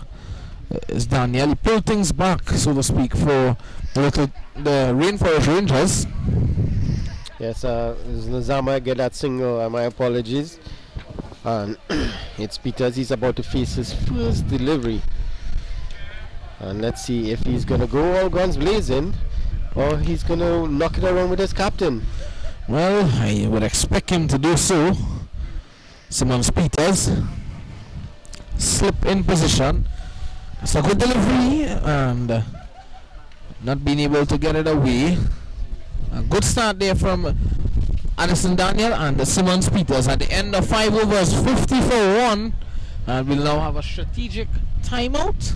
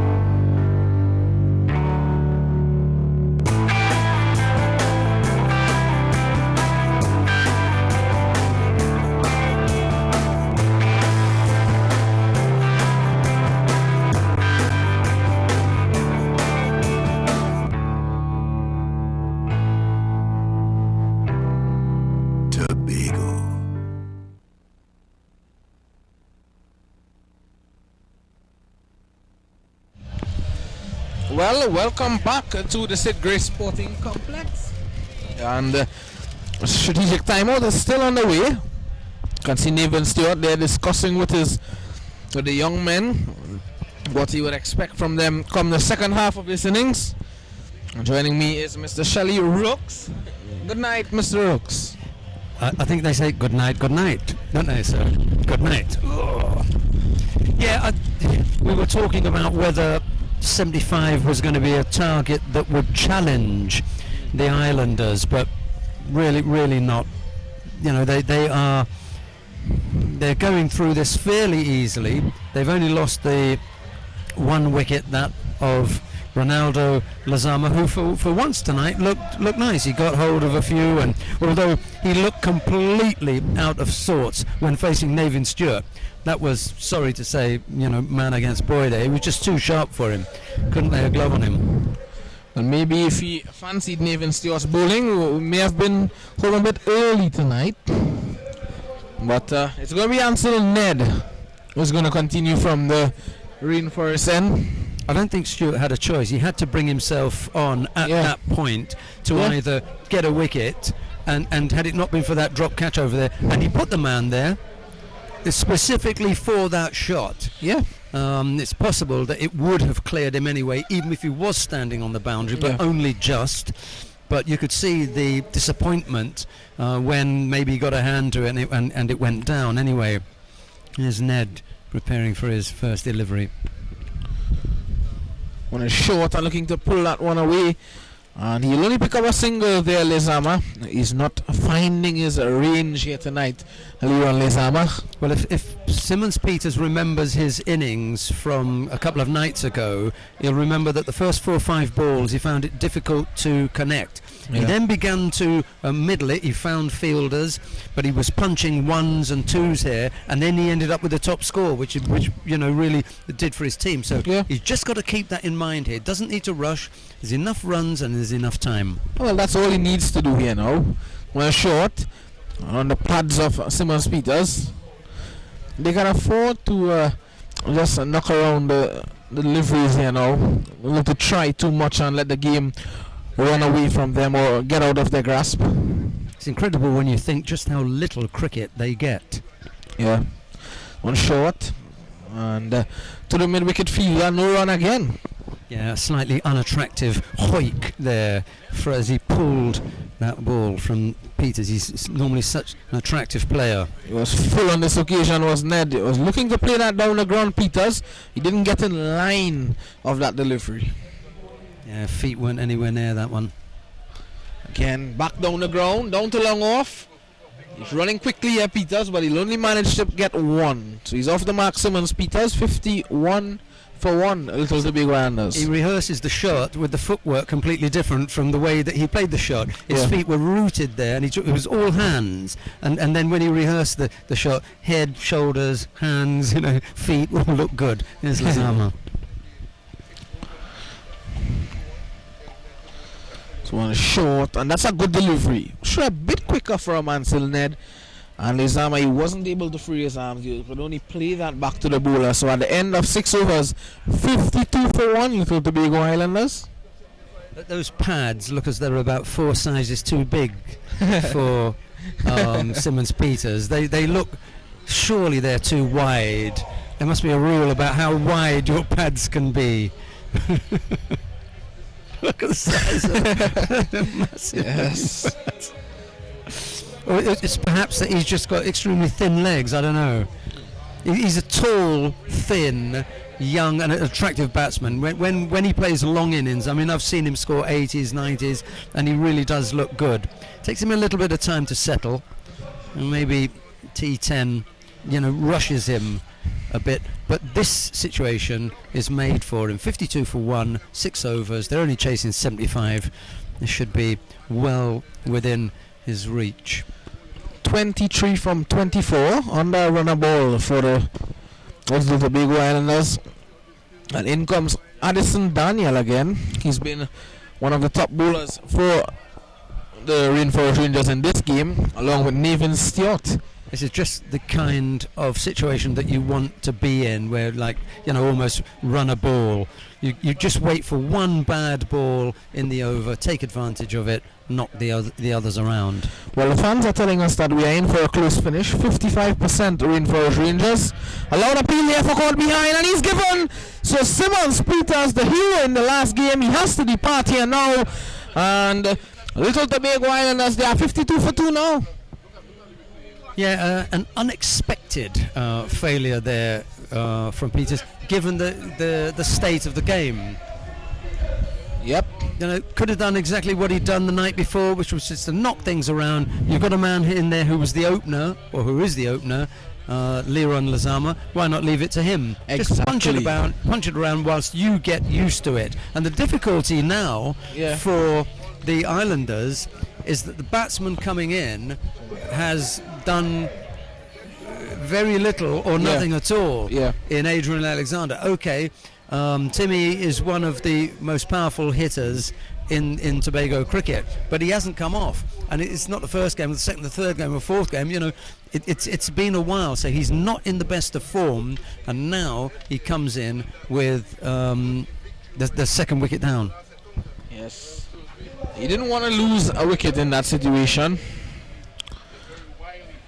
You don't want to have a situation here now where you continue to lose wickets and the game just run away from you when it was in your hands. Addison Daniel outside the off stump, back down the ground. Is he taken here now? So that's 2-2 here for the Rainforest Rangers. They are back into business here, Mr. Shelley Rooks. Well, it was a long walk out, but it's going to be a much longer walk back for Adrian Alexander as he slaps that into the midriff of the bowler in return. Those are the really difficult ones to take. There's a wry smile on Timmy's face, but that was like a rocket hit back at him. It just stuck there, and there's quite a frame there to get stuck in anyway, but what a thing. What a catch as well. My oh my, it's all happening here. The key thing, 2 dot balls, 2 wickets.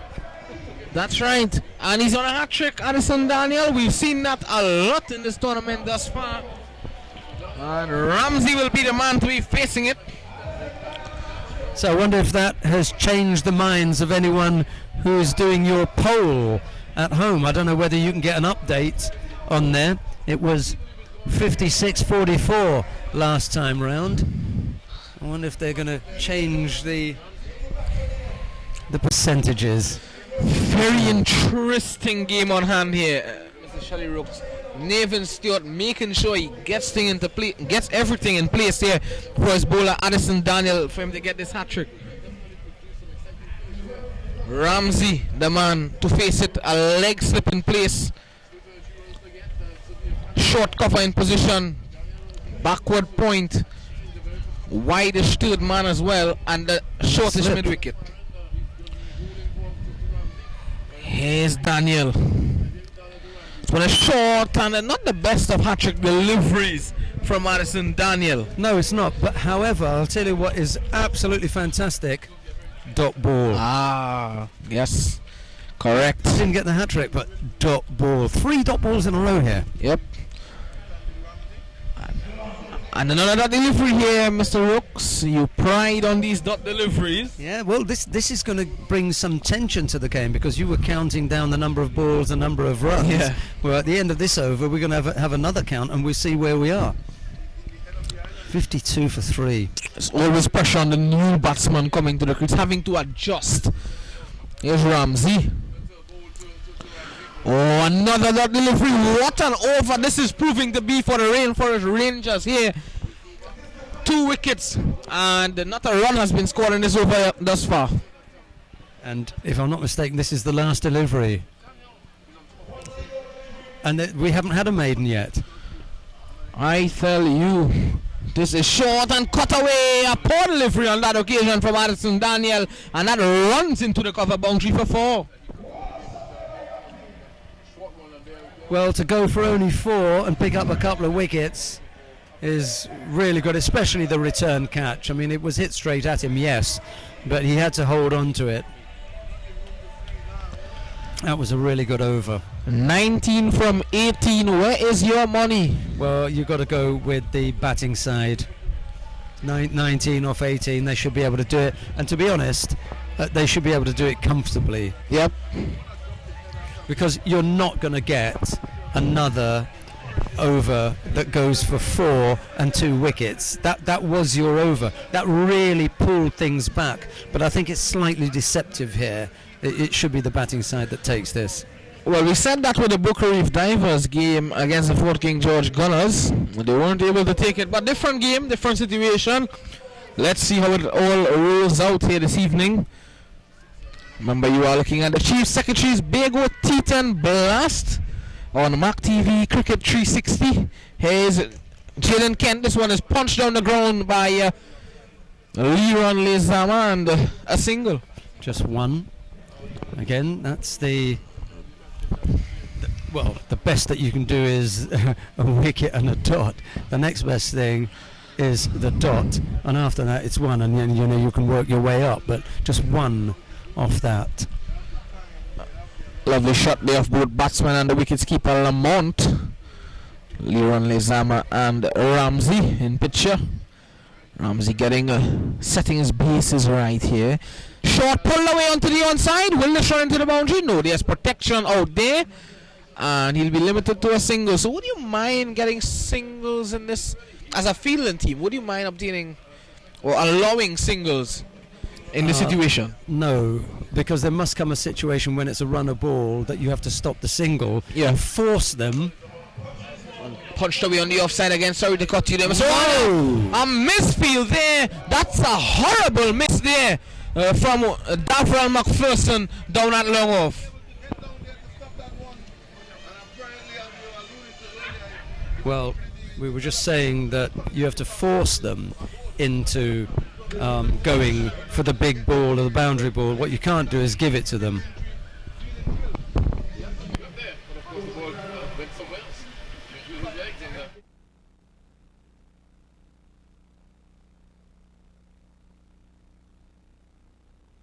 It's a good delivery there from Jaden Kent. Yeah, poor Kent there. The tension has been taken out of it because you unfortunately gave away that 4. You have to get your body behind that ball. Yep. Currently working with a young lad, and that's all we talk about, making sure that if it goes past your hands, your body's there. So one is on the line of a leg stump, stifled appeal, but that's definitely going down the leg side. Yeah, we could have helped him with that one. Of course, they gave the big shout, but it really was leg side. A good comeback here by Jaden Kent. It would have been a great over if they hadn't let that 4 go through. Here he is again, down the ground, not the connection as he would like here, Leron Lezama. They are a transfer out here. Is he out? Is he out here? It seems as though Jaden can drop the ball before hitting the stumps.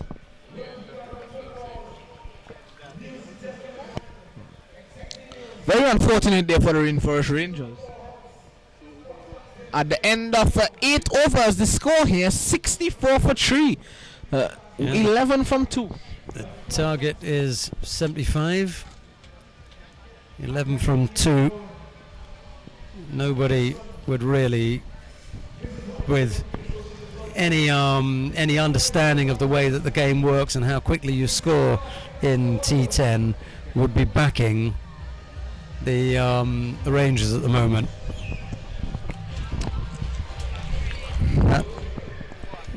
That percentage has shifted now to the Islanders, by the way, just out of interest, if you are following at home and interested to see what other people are thinking about. If you are backing the Islanders, you're not alone. How vital will it be to have Nathan Stewart have 1 over from him in the penultimate over of this game? Well, he had no choice but to come on earlier on to try and slow things up. Telemark the youngster. Oh, that's an excellent delivery. Just outside the off stump, but a bit too close for Ramsey to cut on that occasion. A dot ball, Mr. Rooks. Important. A wicket is what's really needed to choke them and slow them down. Another good delivery. They'll only get a single here, a little Tobago Islanders. So far it's been good from Telemark, these 2 balls. Yep. You haven't given up the boundary or the maximum, and the other thing is you can't give an extra. Yeah. Wides and no, and definitely not a no ball. So this is where you've really got to tighten up now. You've got to know what line you want to bowl to Lezama and what length. Your fielders need to be on their P's and Q's here now. I think the length here is going to be key.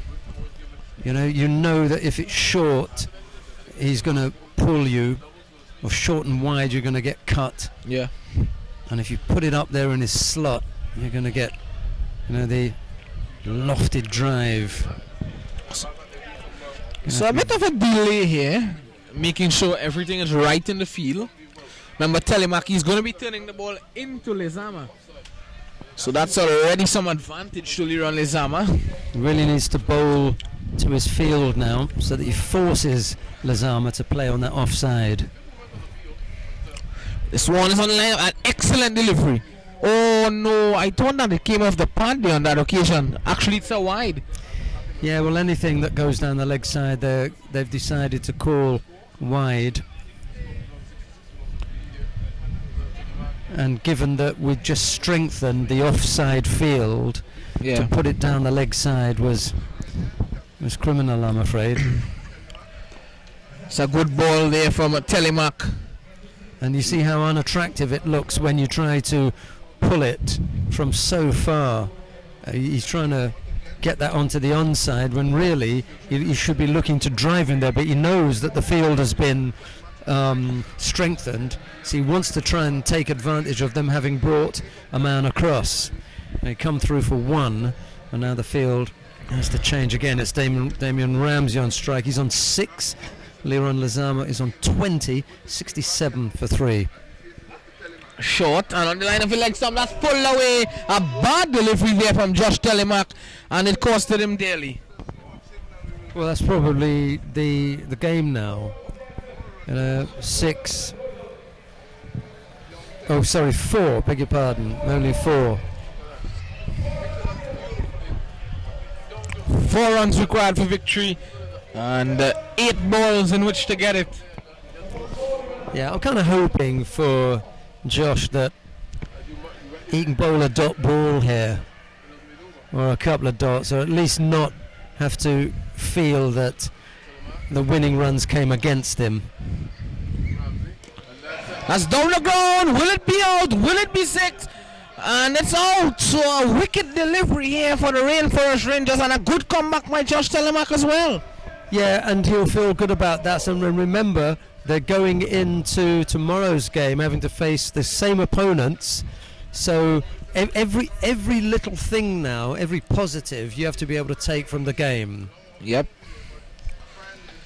And they're going to take the game into the last over. 2 big hits in the last, in the penultimate over would have ended it, but they're going to take it into the last over. So they weren't that far from it.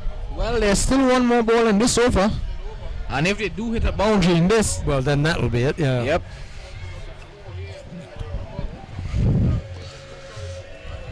Music pumping. Well, the batsman crossed. Yeah. And for me, Lezama's not the kind of guy who, with 7 balls to go, is going to look to finish with 1 shot. If you put it there, he'll take it. Yeah. But if it's there to be blocked and it's a good ball, he'll block it. If it's a single, he'll knock it around because it brings him on strike. Yeah. So I don't see Lezama looking like some of the other guys who've come out here looking to launch it immediately. He's a clever enough batsman to know that he doesn't have to. He's joined by Christian Adams, by the way. Well, he's been there at the start. If he does get a delivery that he can put away, of course he will take the opportunity. Here's Telemark with his last delivery in the over. Here's again a full pitch delivery, a loud appeal for LBW. Not all says the play transfer out as well, but he has made his ground safely. So the game will be going into the last over. Good shout, I think, for LBW as well. I'd have been up for that. Very adjacent. Given where it was going. But I think, there's that drift, isn't there? You were talking about that left-hander. It will come across him. Yeah, here we are again with. It's lovely up here. It really is. It's a great setting. Very picturesque up in Roxborough. Nice little village. Very windy as well. We're right on the ocean, aren't we? So when it picks up, we're going to get it. And it's normally, 2 or 3 overs ago, when you get that little bit of night drizzle coming in. We haven't had it tonight. We've been very, very lucky. We've had a nice dry day, and we've made up, to be honest, for that deluge that we had to put up with yesterday when we lost a day's play. 71 for 4. We've got 1 over left to go. The target is 75. Lazama is on 20. Christian Adams is yet to face a ball. He's going to take strike now. 4 from 6, young Jaden Kent. He's going to be taking up the ball. He has a lot on his shoulders here, Jaden Kent. Well, he only went for, was it 8 in his over? Yeah, he bowled well. He'll need to go, well, even if he went for half that, they'd still win, but I'd like to see him nip out a wicket here, just to make it interesting, you know. Yeah. Dot ball on a wicket and 5 balls left to get you 4. Or a dot ball and then a wicket with a dot ball, and then you got 4 or 4 with a new batsman. So the right of 2 happens. Here's Jaden Kent. This one is short, down the ground. And the fielder has some work to do. The heaviness of the outfield comes into play. 3 runs from 5.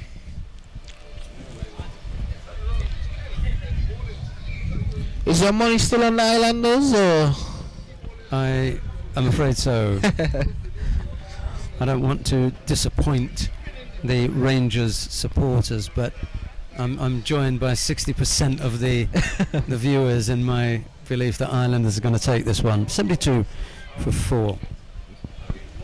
Christian Adams just faced 1 ball. Full delivery, and he goes over mid wicket here, Leroy Lezama, and he'll only get a single again. So good work thus far by young Jaden Kent, but I think that he would have wanted a bit more to defend in the last over, to be fair.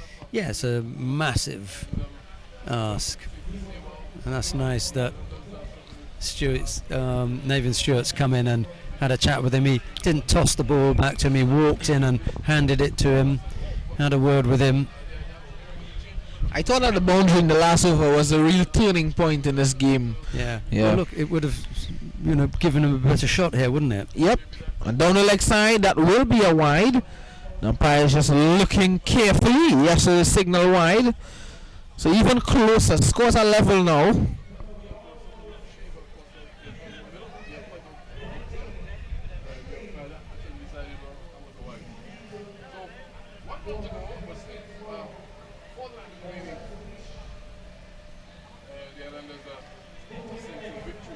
Yeah, well, he may as well bring everyone in, stop the single, and force Christian Adams to go over the top. Yes, here he is, and he will get a single in the end. A chance for an out, but he's in safe. Yes, he's in. It was a good effort. Well picked up, good hard throw, and just missed the stumps. And that was the single that brought the Islanders a win. 75 was the target. They made it with a couple of balls to spare. It did end up being another, interesting game, given that we knew there wasn't a really great deal in it as far as, who was going to be here or who was going to be there. They knew that they were going to have to play again tomorrow, and this was as Vinud Mamchan was saying earlier on, this was the dress rehearsal for tomorrow's playoff game. There's the winning skipper, led from the front, and was there right at the end, Liron Lazama. Here's Vishan. Yes, well, that's the end of the game. On the end of day 6 of this tournament. Come tomorrow, we'll see these two teams second playing third for the eliminator, and catch you tomorrow for continued coverage of this tournament.